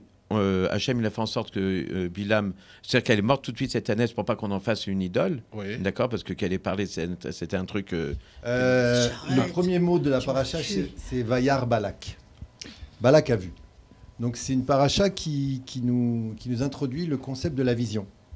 Donc le roi Balak appelle Bilham pour maudire le Ham Israël, et Bilham à 3 reprises essaye de maudire le peuple d'Israël. Et il n'y arrive pas, mais à chaque fois, il change d'endroit pour le regarder d'une manière différente. Okay. Il voulait voir quelque chose de mauvais pour pouvoir maudire. 47 Makom, il a changé. Peut-être, dans le Midrash on dit ça. Dans la paracha, il a changé 3 fois d'endroit. Donc, il change d'endroit pour voir, pour essayer de trouver quelque chose qui va lui permettre de maudire. Il faut qu'il voie le mal pour pouvoir maudire. De la même manière, on apprend que Tovaïn ou Yevorach. Un bon œil sera béni. Les sages nous disent dans la Gemara, Tikre Yevorach et la Yevarer. C'est-à-dire, ne dit pas qu'un bon œil sera béni, mais qu'un bon œil bénira. Qu'est-ce qu'une bénédiction? Une bénédiction, c'est faire en sorte que le potentiel d'un individu qu'on bénit puisse se concrétiser. C'est la raison pour laquelle on met la main sur la tête. C'est-à-dire que je te souhaite, toi que j'aime, mon fils, ma fille, toi que je bénis, je souhaite que ce qui est encore en potentiel en toi, dans ta tête, se révèle dans le monde de l'action. C'est pour ça qu'on met la main sur la tête, sort dans le monde de l'action. Et ça, pour ça, il faut avoir un bon œil. C'est-à-dire que tu veux bénir quelqu'un, regarde-le bien. Je te bénis, David. Comment est-ce qu'Akadosh Baruch Hu, il a créé le monde bien? Je peux pas me concentrer là. Voilà, le buzz. Tu vois, il y a toujours... Non, mais tu vois, moi, quand je fais des blagues, d'accord. Toujours vous deux. Donc, comment est-ce qu'Akadosh Baruch Hu, il a créé le monde bien? Comment est-ce qu'il a créé le monde? On sait. Il a parlé. Comment est-ce qu'il a créé le monde bien? Créer, c'est une chose, mais que ça soit bien, c'est une autre chose. Vayar, comme dans Vayar Balak, Vayar Elohim Kitov. Dieu a vu que le monde était bien, il n'avait pas besoin de vérifier Dieu. Pour nous apprendre que c'est en regardant le bien qu'on provoque le bien. Donc Bilam, lui, il a voulu voir du mal pour pouvoir nous maudire. Il n'a pas pu nous maudire, parce que pour maudire, il faut voir le mal. Ce qui fait que ce qui nous apprend maintenant dans les relations humaines, si tu regardes toujours ce qui ne va pas chez ton prochain, t'as beau le bénir, il y a une contradiction. Tu dois béhémet apprendre à regarder ce qu'il y a de bien. On peut toujours voir le mal. Quand tu commences par regarder ce qu'il y a de bien, à partir de ce moment-là, tu peux regarder ce qui ne va pas ensuite et le gérer avec la proportion nécessaire. Parce que lorsque tu commences à regarder ce qui ne va pas, ça prend des proportions énormes, des réactions énormes. Et pour terminer, pourquoi est-ce que Bilam n'a pas pu maudire? On nous raconte que les tentes des enfants d'Israël étaient placées de telle manière qu'aucune porte ne donnait sur la porte du voisin. Pas de vis-à-vis. Voilà. Donc ce mauvais œil qui peut maudire, ce haïnara qui peut maudire, nécessite deux conditions en vérité. Il faut quelqu'un qui montre et quelqu'un qui regarde pour qu'il y ait un mauvais œil. Quand personne ne regarde ce que l'autre a, il ne peut pas y avoir de mauvais œil. Donc c'est les deux conditions. Un qui regarde, un qui montre, mauvais œil. Il a voulu mettre son mauvais œil, pas de chance. L'âme Israël Kadosh n'était pas dans cette problématique occidentale de société de consommation, de Shoufouni Hanesh, regardez ce que j'ai. Shoufouni Hanesh. Qu'est-ce qu'il regarde? Shoufouni Hanesh. Ça c'est en anglais, c'est en anglais. Regarde mon ânesse, ce que disait Bilam. Alors, Ravishai. Bon, il y a énormément à dire sur la paracha. Oui, je sais, mais Mais bon, on va voir le point le plus important, c'est que comme il est rapporté dans Masechet Avodah Zarah, Kadosh Baruch Hu, il a donné aux nations du monde des prophètes. Parmi ces prophètes, il y a le fameux Bilam, qui avait la faculté de pouvoir dialoguer avec Dieu. D'accord ? Maintenant, donc il pouvait échanger avec Dieu. Maintenant, à la différence des autres prophètes, Bilam, vu qu'il avait choisi par la force de sa prophétie de faire le mal, il ne pouvait pas parler avec Dieu lorsqu'il le voulait. Il connaissait les horaires auxquels il pouvait communiquer avec Dieu. Et durant ces horaires-là, qu'est-ce qu'il a décidé de faire ? Alors que Dieu lui a donné la prophétie et le pouvoir de faire le bien et de voir le bien, il est devenu entre guillemets, un véritable soldat du mal, d'accord ? Parce qu'il se faisait payer pour maudire les gens. Il disait, voilà, je suis prophète. Ça parle à ça. C'était ça parle à ça, exactement. Donc lui, il se faisait maudire, d'accord ? Exactement, il se faisait payer, excusez-moi, pour maudire les gens. Il avait décidé d'utiliser son pouvoir de prophétie pour faire le mal. Jean Roucas. Bon. S'il vous plaît, Jean Roucas. Non, j'ai rien dit. J'ai rien dit. J'ai rien dit. Bon, alors viens, enlève tes lunettes. Merci. Hyperactif. Alors maintenant, alors, Ritaline. Bezrat Hashem. Voilà. Alors, avec l'aide de Dieu. Donc il était payé pour maudire les gens. On va venir vérifier ce que tu mets dans tes gâteaux, dans ton magasin, toi. Alors maintenant, on continue. Bezrat Hashem. On voit. Jean Roucas. Pardon. Sortez-la. Bon, tu la sors au coin. Alors, attends. Alors maintenant, Bezrat Hashem.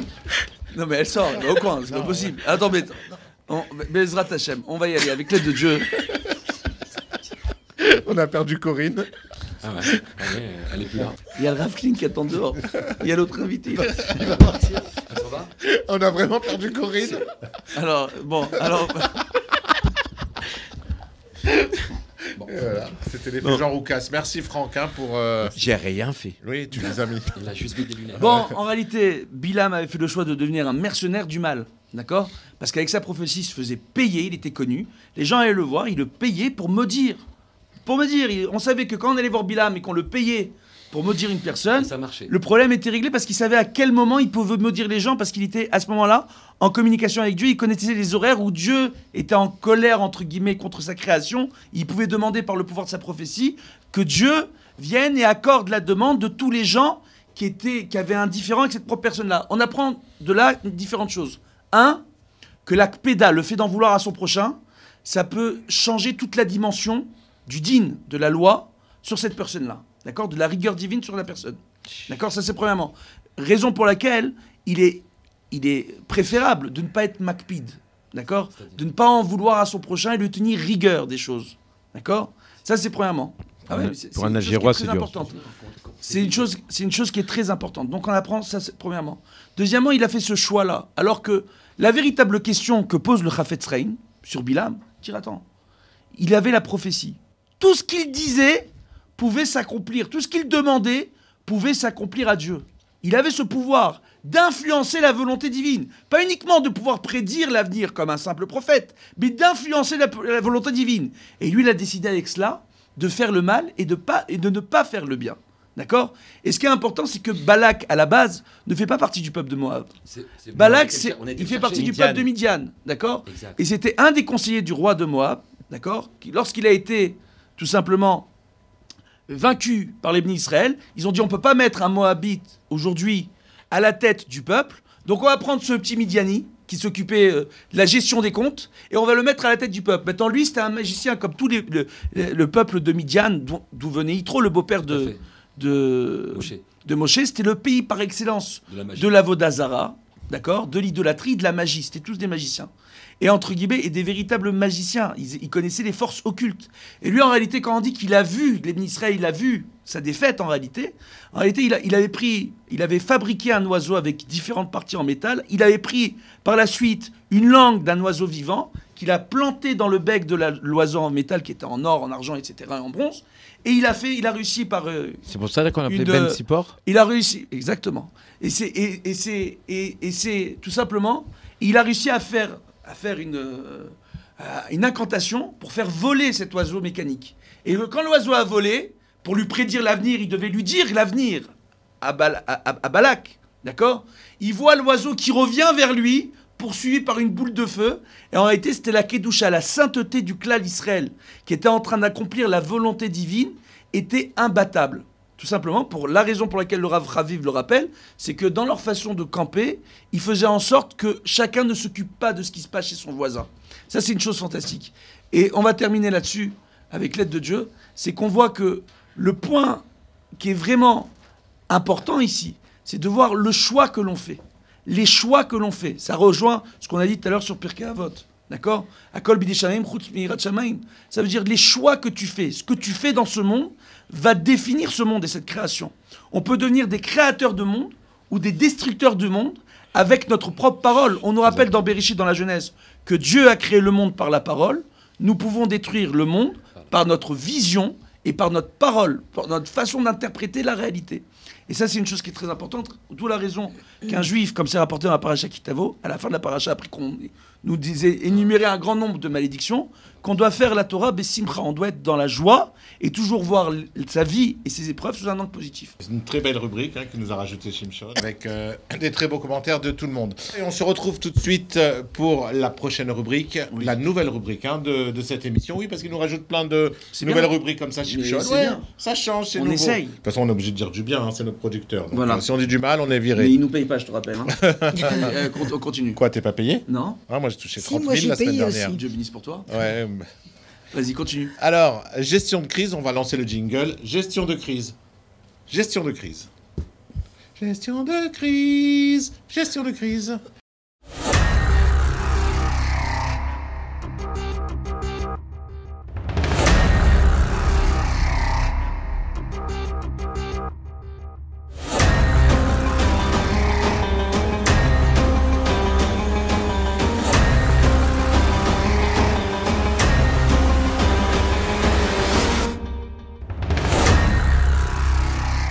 Alors, gestion de crise, une question, une situation, où ça va intéresser tout le monde. Franck surtout, Rav Raviv bien entendu. Mon fils de 5 ans me fait la super crise devant tous mes amis. C'est pas du tout le cas de ton fils, jamais il fait de crise, non, on est d'accord. Qu'est-ce que je fais? Je le laisse crier, je crie aussi, je l'assomme, ça c'est bien ça, je l'assomme. Bref, qu'est-ce qu'il faut faire? Donc mon fils, il est là, donc je suis avec des amis, il me fait honte, grosso modo, il me fait une grosse crise. Comment je réagis? Une bonne trécha à l'ancienne? Ou je crie plus fort que lui? Très simplement, j'appelle ma femme. Voilà, ça c'est simple. Le coup de fil à un ami. Merci Franck. Rav Raviv. Ce qui est sûr, c'est que je ne dois pas m'énerver. Ce qui est sûr, c'est que je ne dois pas le frapper. Et ce qui est sûr, c'est que je ne dois pas lui faire honte. Et que si je dois régler le problème en fonction de la situation, chaque situation implique une réaction un petit peu différente. Mais c'est que je dois m'isoler avec lui et gérer seul à seul, avec l'épouse, si elle est là bien sûr, le problème en question.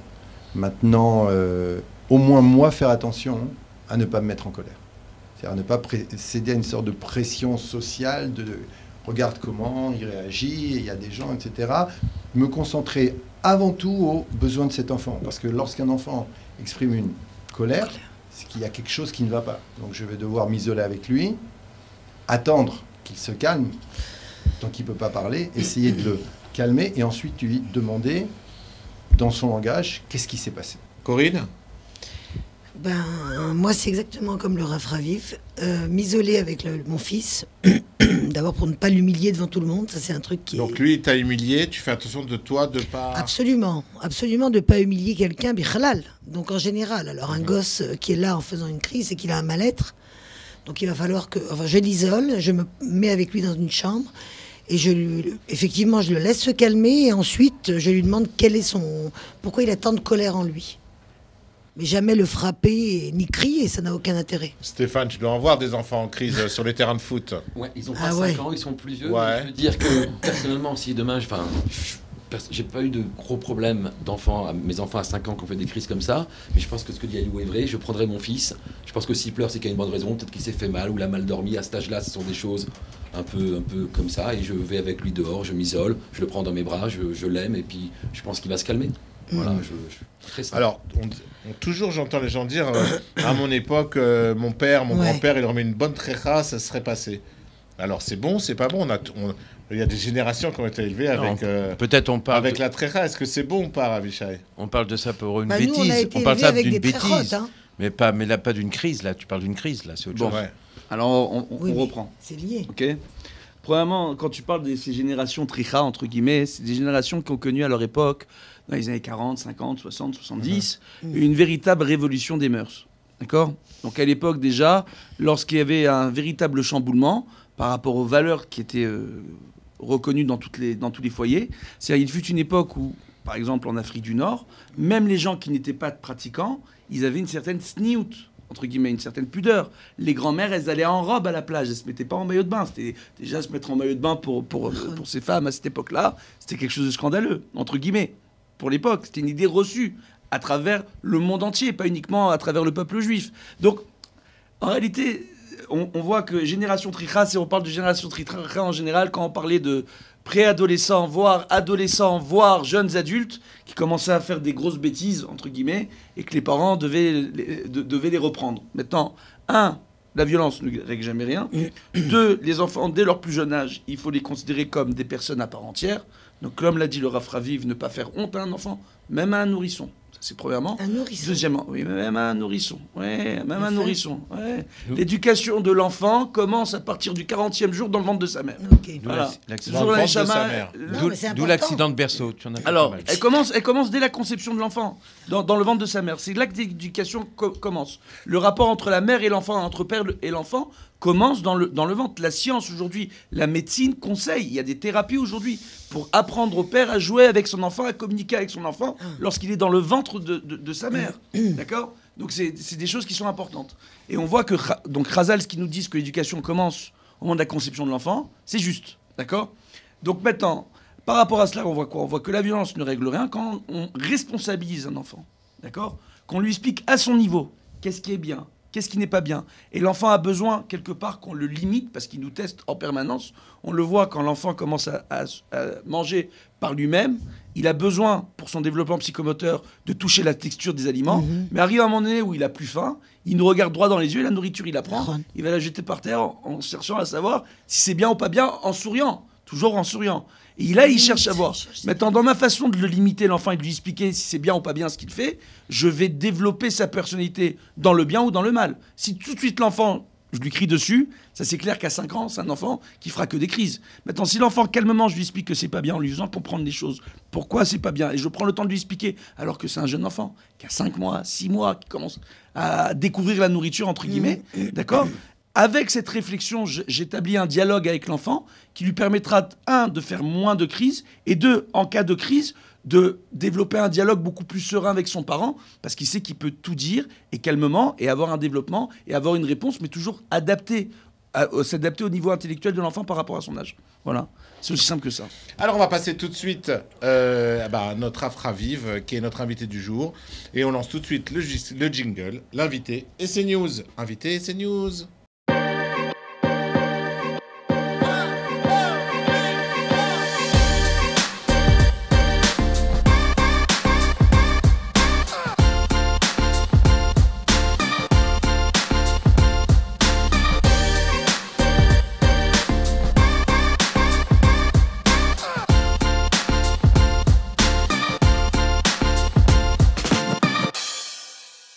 Invité et ses news.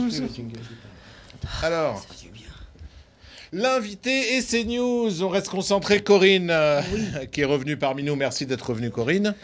Raf Raviv, déjà bienvenue. Hein, on vous connaît par vos shiurim. On connaît Shimshon, donc on suit Israël Torah, on vous voit souvent. Merci. On vous a vu dans le film. On va voir un peu qui vous êtes. Vous êtes de Ra'anana, c'est ça? C'est ça. Ok, vous êtes à Ra'anana. Vous êtes coach. Alors, il m'a fait une blague, Shimshon. Vous êtes coach et pas scotch, qui n'a rien à voir. Merci, Shimshon. Oui. Genre, Oukas sort de ce corps. Il t'a demandé de faire attention à dire coach et pas scotch. Ça n'a rien à voir. Phénomène de mode. Ou c'est fait pour durer? C'est de la Torah, différence entre coach et Rav, c'est quoi exactement votre... Je suis coach de vie. J'ai été formé de manière professionnelle avec un établissement français et j'ai passé les examens. Et donc, je prends ça très au sérieux et j'ai, grâce à Dieu, la satisfaction de voir que on peut, à l'intérieur de ce travail, on peut amener beaucoup de bien aux gens. On peut leur permettre de retrouver confiance en eux. On peut leur permettre de dépasser leurs peurs. On peut leur permettre de se comprendre, de comprendre la manière dont ils fonctionnent.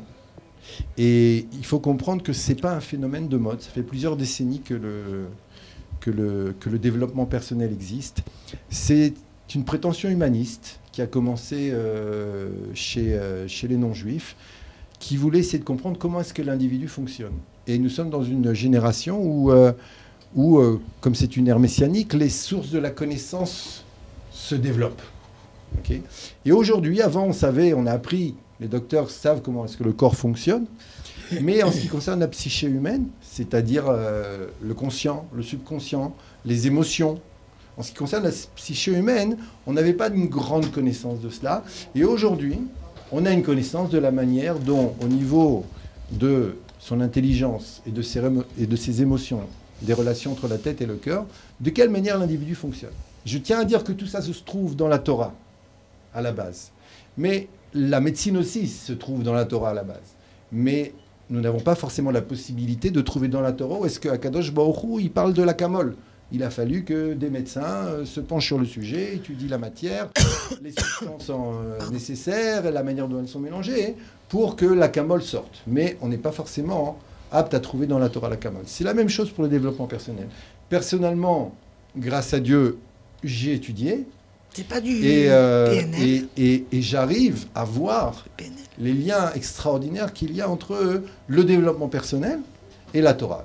Bien sûr, il y a une différence dont je peux parler maintenant très rapidement, c'est que le développement personnel, certes, s'inscrit dans une dimension humaniste, mais qui est tournée vers l'individu lui-même. C'est-à-dire, c'est comme l'humanité, c'est Noach. Noach, lui, il a sauvé sa peau, si l'on peut dire. C'est un tzaddik, qui n'est pas capable de sauver l'humanité, qui n'a pas un message pour l'humanité. Contrairement à Abraham, qui, oui, a ce message dans l'humanité.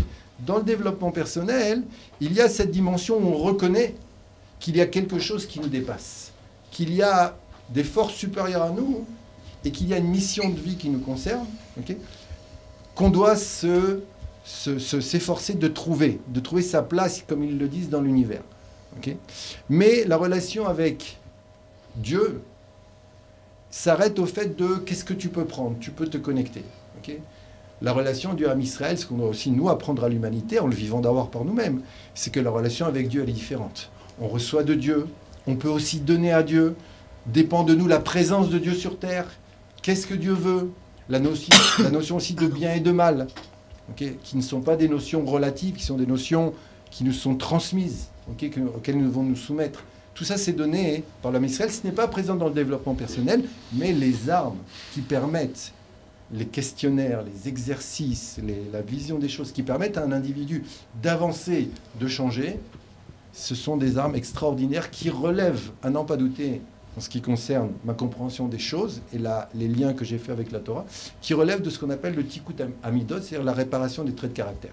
D'ailleurs, en passant, on n'appelle pas chez nous les qualités et les défauts. On ne dit pas les qualités et les défauts. On ne dit pas itronot vechesronot.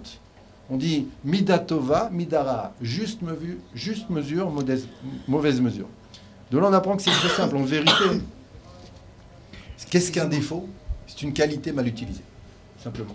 À la base de tout défaut, il y a une qualité préexistante, mais qu'on n'a pas su utiliser dans la juste mesure. C'est-à-dire, soit on a été trop, soit on n'a pas été assez. Et arriver à cet équilibre, ce qu'on appelle l'harmonie, C'est une des prétentions aussi du développement personnel et qui permet à un individu, et au Hachem, de mon expérience, je vois les gens avec qui j'ai travaillé, je vois comme leur vie, elle a changé, elle s'est spiritualisée. En passant aussi, je vois comment est-ce que leurs relations de couple se sont arrangées. L'amour de soi, tu aimeras ton prochain comme toi-même.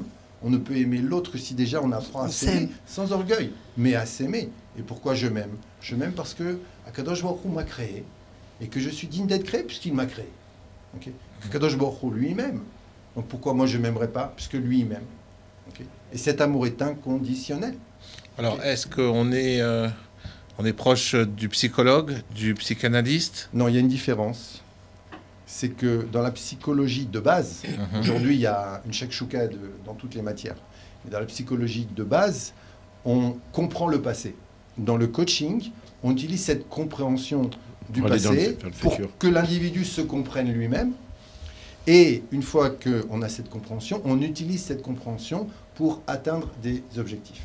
C'est-à-dire qu'en vérité, le coaching ne s'arrête pas, comme la psychologie de base classique, à la compréhension de pourquoi j'en suis là aujourd'hui, mais c'est bon, t'en es là aujourd'hui, maintenant il faut avancer. Qu'est-ce que tu veux? Rechercher les réponses. Et est-ce qu'il y a des exercices déjà Bien sûr, c'est toute une... Comment dire, c'est un métier, ça s'apprend, bien sûr, il y a des exercices. Pour faire ressortir le potentiel des gens et leur montrer leur potentiel. Les gens qui n'ont pas confiance... En fait, c'est le plus grand mal de notre société. C'est les gens qui doutent d'eux-mêmes, qui n'ont pas confiance en eux-mêmes et qui ne sont pas conscients de leur potentiel et qui passent des fois à côté de leur vie parce qu'ils ne sont pas conscients de leur potentiel. Et c'est ça, en fait, que vous essayez de faire ressortir. Akadosh Baruch Hu a créé un monde où, si nous ne sommes pas en harmonie avec la raison pour laquelle il nous a créés, nous sommes donc en exil. Et cet exil se caractérisera par le fait que l'individu se sente bloqué et qu'il traverse des situations dont il est responsable et qui sont des situations de souffrance. Maintenant, il n'en est pas responsable volontairement, pas forcément. Mais en tout cas, il a besoin de changer. Il a besoin de changer. Une question. Une question. Le coaching ne peut pas remplacer le psychologue. Le psychologue. Je pense pas que ce soit la même formation. Non, c'est pas la même formation, mais je vais vous répondre. Le coach ne peut pas intervenir dans les domaines où le psychologue intervient de manière thérapeutique. C'est-à-dire que je n'ai pas le droit de traiter, par exemple, des névroses, à plus forte raison des psychoses. Le coaching s'appelle la thérapie du bien portant. C'est-à-dire, c'est des individus comme vous et moi, qui pouvons avoir dans notre vie certains blocages, certaines peurs, de la tristesse, de la colère qui nous empêchent d'avancer, des questions auxquelles on n'arrive pas à répondre, pour la simple et bonne raison que parfois, on se trouve dans des situations et que c'est notre manière de penser qui nous a amenés. Et si on ne change pas cette manière de penser, on ne pourra pas trouver de solution à cette situation. Une question. Tous les remèdes sont dans la Torah. Tout ce que tu ramènes, c'est dans la Torah. Les solutions à ces problèmes-là, un garçon colérique, un garçon anxieux, est-ce que tu vas chercher les remèdes dans la Torah ou ça vient d'autres sciences? Non, ce sont des médicaments, mais ces médicaments ne sont pas antinomiques avec la Torah, comme l'acamol n'est pas antinomique avec la Torah. Si tu as mal à la tête, c'est une mitzvah de prendre de l'acamol. Mais vous entendez quoi par médicament? Parce que les gens qui nous regardent, ils vont croire que réellement vous donnez des médicaments aux gens. Non, je n'ai pas le droit de donner des médicaments. Si quelqu'un, par exemple, est en suivi psychiatrique, je n'ai pas le droit de m'occuper de lui, sauf s'il me donne une lettre du psychiatre qui me dit il a le droit, il peut suivre un coaching. J'ai mon domaine d'expertise qui est bien délimité, que je connais puisque j'ai été formé. Et donc, comme je dis, le coaching, c'est la thérapie du bien portant. C'est des gens normaux, si l'on peut dire, comme vous et moi, mais qui voulons, dans notre vie, avancer. Ok. Et une petite question. Est-ce qu'on peut soigner la colère? Est-ce que ça peut quelqu'un qui est colérique, est-ce que ça se soigne? Bien sûr. Avant chaque émotion, et la colère est une émotion, il y a une pensée qui la précède. Et un enfant aussi? Une croyance qui la précède. Vous vous occupez aussi d'enfants? Non. En ce qui concerne les enfants, ça peut être plus compliqué. C'est-à-dire que dialoguer avec un enfant, arriver à ce qu'un enfant puisse exprimer ce qu'il a au fond de lui à partir en dessous d'un certain âge, c'est difficile. Il faut des spécialistes de l'enfant pour s'occuper de ça. Très bien. Mais par contre, avec des adolescents, avec des adultes, effectivement, effectivement, on peut en parler. Puisque avant chaque émotion, il y a une croyance qui la précède, qui se réveille par l'intermédiaire d'une situation qui va réveiller l'émotion. L'émotion, elle est antérieure En vérité, elle s'est déjà produite dans le passé. C'est juste que la situation la réveille. Ça nous fait revivre quelque chose qu'on a déjà vécu. Okay, et ça peut provoquer maintenant une colère constante, une peur constante, une tristesse constante qui implique une inertie constante. Et la personne se voit dans l'impossibilité d'avancer. Et ça provient du fait qu'elle n'a pas cherché au fond d'elle-même la croyance qui provoque l'émotion, qui l'empêche d'avancer. Et la recherche de cette croyance et les implications de cette croyance dans l'existence, par exemple, sont des techniques connues, efficaces, qui permettent, une fois qu'on a trouvé la croyance, de mettre en place des techniques pour changer la croyance, qu'on appelle croyance limitante, par une croyance ressource qui, elle, est complètement connectée à la Torah, qui est positive, qui repose sur alors juste sur l'amour ceux de qui soi, sont dépassés, il y a le replay, hein, vous pouvez le revoir en boucle pour comprendre toutes les phrases de Rav Raviv. Ah, j'étais compliqué. Non, très bien, Rav Raviv. En plus, avec une voix très douce, toujours... Maintenant, vous m'avez demandé pour la différence entre le coach et le Rav. Okay, le coach est un accompagnateur. C'est-à-dire que lorsque je suis dans une relation de coaching, je n'ai pas le droit de dicter mes propres décisions, la manière dont je vois les choses, au coaché. C'est-à-dire que je vais l'amener à ses propres solutions. Parce que les solutions d'un individu, les réponses qu'il recherche, elles sont en lui. Le trésor, il est chez nous. Le trésor, il est chez nous. Tout à fait. C'est-à-dire que les réponses, ce pourquoi je suis fait, c'est chez nous. C'est même dans notre Neshama, puisque Akadosh Baruch Hu, quand il nous installe notre Neshama, unique, singulière, elle contient toutes les réponses que nous recherchons, sauf que nous les avons oubliées. Okay. Donc, j'amène un individu à ses propres réponses, et on les met en place, tandis que le Rav, lui, à un autre niveau, a la capacité de donner des conseils à quelqu'un qui ne sait pas où aller. Maintenant, est-ce qu'on peut délimiter le domaine de chacun? Je ne sais pas. Ce sont des questions que je me pose, sur lesquelles je suis en train de chercher. Mais définitivement, un vrai Rav, un tzaddik est capable de donner à quelqu'un un chemin selon la source de l'âme de la personne, comme c'est marqué dans l'Likutei Moharan Torah 188. Et un coach, lui, n'a pas cette prétention, mais par contre, il a la capacité de montrer à l'individu, voilà ce qu'il y a en toi, voilà ce que tu ne vois pas, et voilà ce que tu es, c'est en toi. Aussi de l'accompagner dans son chemin. Oui, c'est ça la force. Dans son chemin, mais à la fin, il sort tout seul avec sa boîte à outils, il n'a plus besoin de me revoir, il n'y a pas de situation de dépendance. Et l'avantage de prendre un Rav pour du coaching, c'est déjà d'être sûr qu'il n'y ait pas de chemin tortueux, quoi. On a affaire à un Rav avec l'aide de Dieu, Naaseh, Nishma. Velasliar. Ouais, et juste un petit point qui est important quand même, c'est il y a une notion qui est très importante. On nous enseigne clairement dans la Gemara et dans la Halacha que le rôle du Rav, c'est d'aider les gens à comprendre d'eux-mêmes quels sont les choix que eux-mêmes doivent faire. Le rôle des rabbanim, c'est pas d'imposer aux gens ou de dire aux gens qu'est-ce qu'ils doivent faire. Il y a un encadrement halachique, il y a des lois qu'on a le droit de faire et des lois qu'on n'a pas le droit de faire, c'est le posek halacha. Mais sur le développement personnel d'une personne, le rôle du Rav, c'est exactement ça en fait.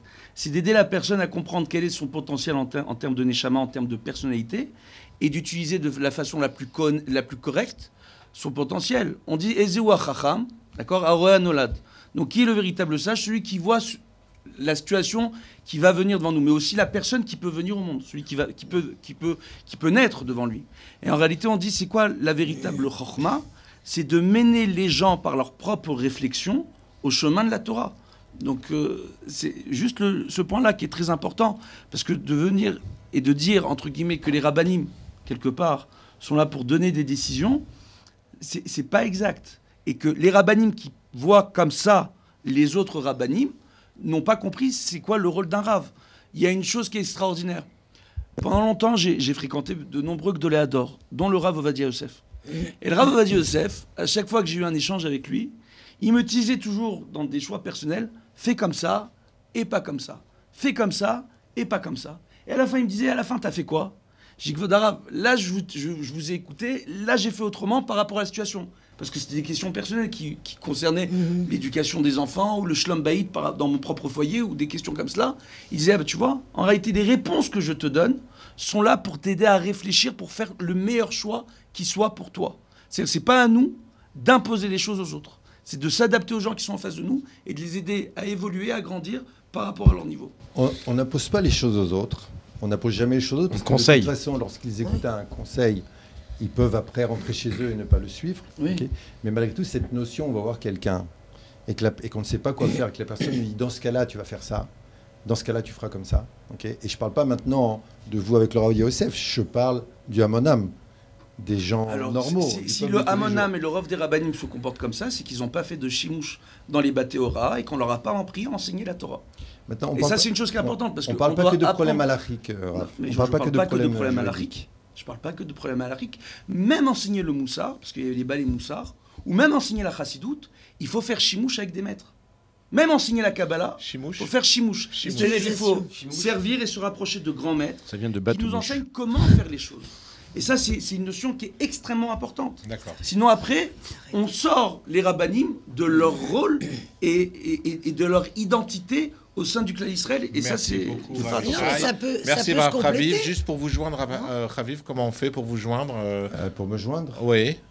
Sur mon Facebook. Voilà. Rav. Je ne vais pas donner mon numéro de Bien téléphone. sûr, Rav Chaviv. Eliaou Chaviv. Eliaou Chaviv. Alors, on va faire tout de suite, on passe à la rubrique suivante et on va faire une interview pour être plus proche de Rav Chaviv aujourd'hui. Jingle. Ah, ça c'est ma fête. Pour être plus proche de Rav Chaviv.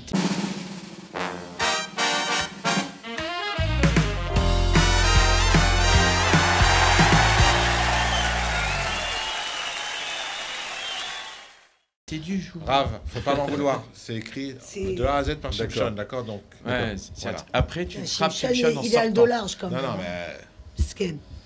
Et voilà, on se retrouve pour la fin de cette émission avec la rubrique Pour être plus proche, l'interview de notre grand invité aujourd'hui, le grand Rav, le Rav Chaviv de Ra'anana. Si vous voulez le joindre, n'oubliez pas son Facebook, Eliaou Chaviv. Alors, Rav Chaviv, vous êtes prêts? Prêt.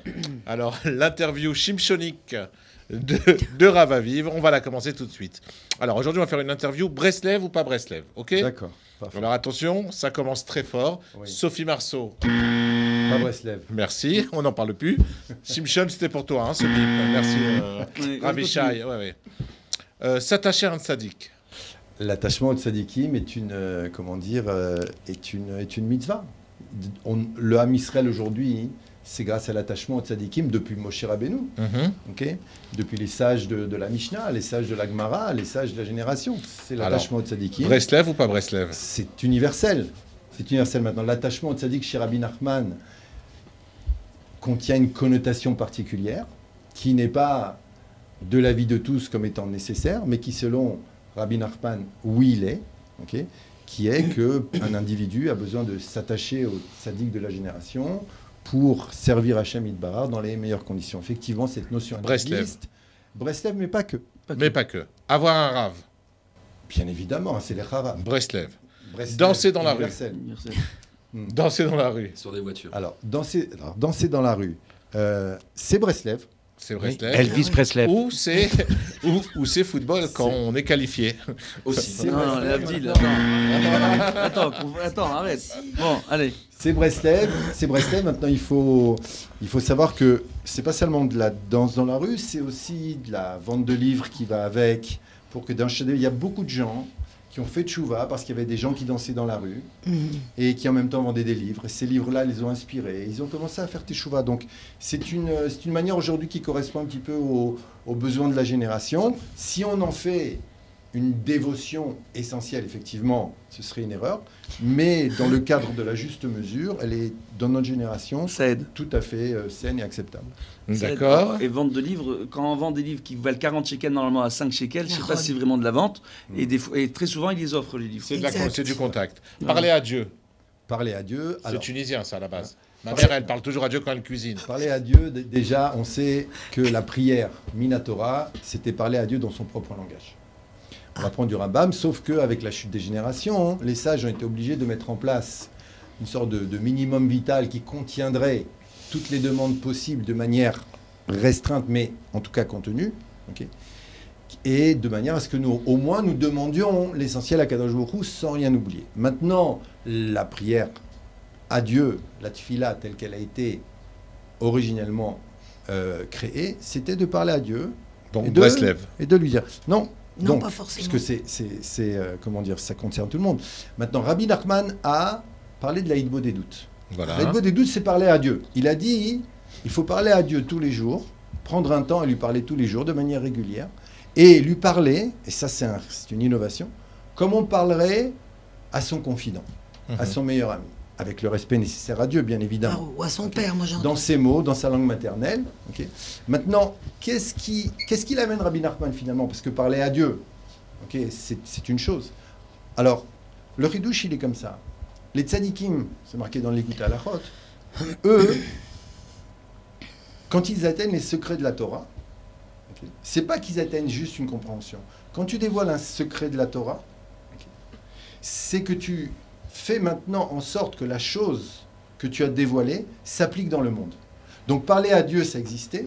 Quand Rabbi Nachman, de par sa dévotion, sa propre dévotion, a été dans le haut du sommet, du top, de qu'est-ce que c'est parler à Dieu, et qu'il a dévoilé le secret qui lui fait dire dans l'Écoute Moharan que aujourd'hui, okay, Idbodelut Timaala Agdola, Eliona avec Dola, Minakol dit qu'aujourd'hui, en termes de conseils pour servir à Kadosh Baruch Hu, okay, c'est un conseil qui est au-dessus de tous les conseils pour se rapprocher de Dieu dans notre génération. C'est parce qu'il a dévoilé cela, et maintenant lorsqu'il dit de faire Idbodelut, aujourd'hui, effectivement, le fait de parler à Dieu a cette force. D'accord. Qui était cachée avant. Donc Breslev quand même. Corinne, elle est Breslev. Alors attention. Corinne, elle est Breslev parce que tout à l'heure, elle nous a dit que sur sa terrasse, elle parlait avec Dieu. Oui, donc elle est Breslev, Corinne.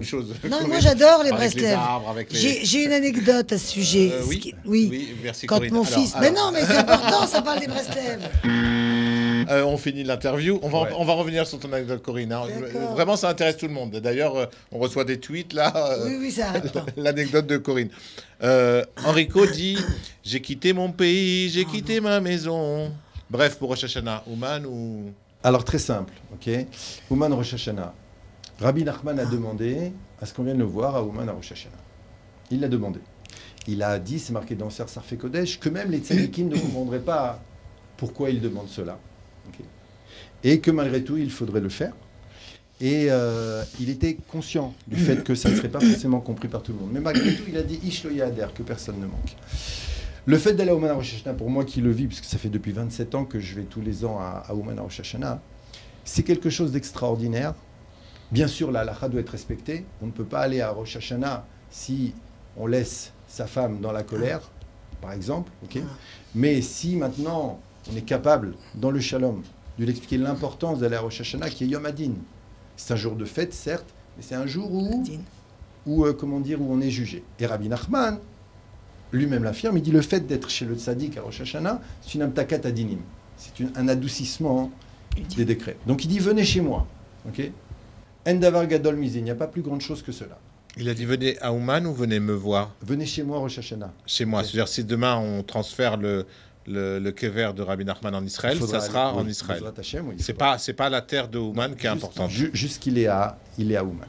Donc le fait d'aller chez Rabbi Nachman à Ouman, c'est une chose extraordinaire. C'est une chose où on reçoit des cadeaux d'Akadosh Baruch Hu par l'intermédiaire du tzaddik, okay, des forces de sainteté et des forces de dévotion, okay, et de simcha, okay, qu'on ne peut ressentir que si on est là-bas. Et on refait le plein spirituel, on rentre, maintenant avec cette essence spirituelle qu'on reçoit, est-ce que tu vas l'utiliser ou pas? Okay, ça dépend de toi. Okay, mais en tout cas, tu as reçu quelque chose d'extraordinaire et tu l'utilises pendant l'année, ce qui fait que les gens reviennent chaque année. C'est pas pour se retrouver en Ukraine, c'est pas pour juste danser dans les rues, c'est beaucoup plus fort que ça. Mais comme on dit, c'est comme Shabbat. Michelotam, le yoder. Celui qui n'a pas goûté ne peut pas savoir. Ok, merci beaucoup Rav Raviv. En tout cas, on est très content de vous avoir reçus. Moi aussi. La porte, elle est grande ouverte. Quand vous voulez revenir, vous revenez. Merci beaucoup. Merci Stéphane. Merci Franck. Merci Corinne. On note que tu as une... elle n'a pas bu aujourd'hui. Elle n'a pas bu. Hein. Alors voilà, vous allez sur le Facebook de Corinne. Elle fera une vidéo avec son anecdote. Vous tapez Corinne Cohen-Bach. Ok, tu nous promets, tu nous fais l'anecdote sur ta... On compte sur toi. Ravishai, merci beaucoup. Rav d'être venu présenter à la télévision avec moi cette émission parce qu'on a besoin de vous pour la route de cette chaîne et de cette émission. À la semaine prochaine, on se retrouve et bonne chance à l'équipe de France de... Allez, arrête, à bientôt. À bientôt.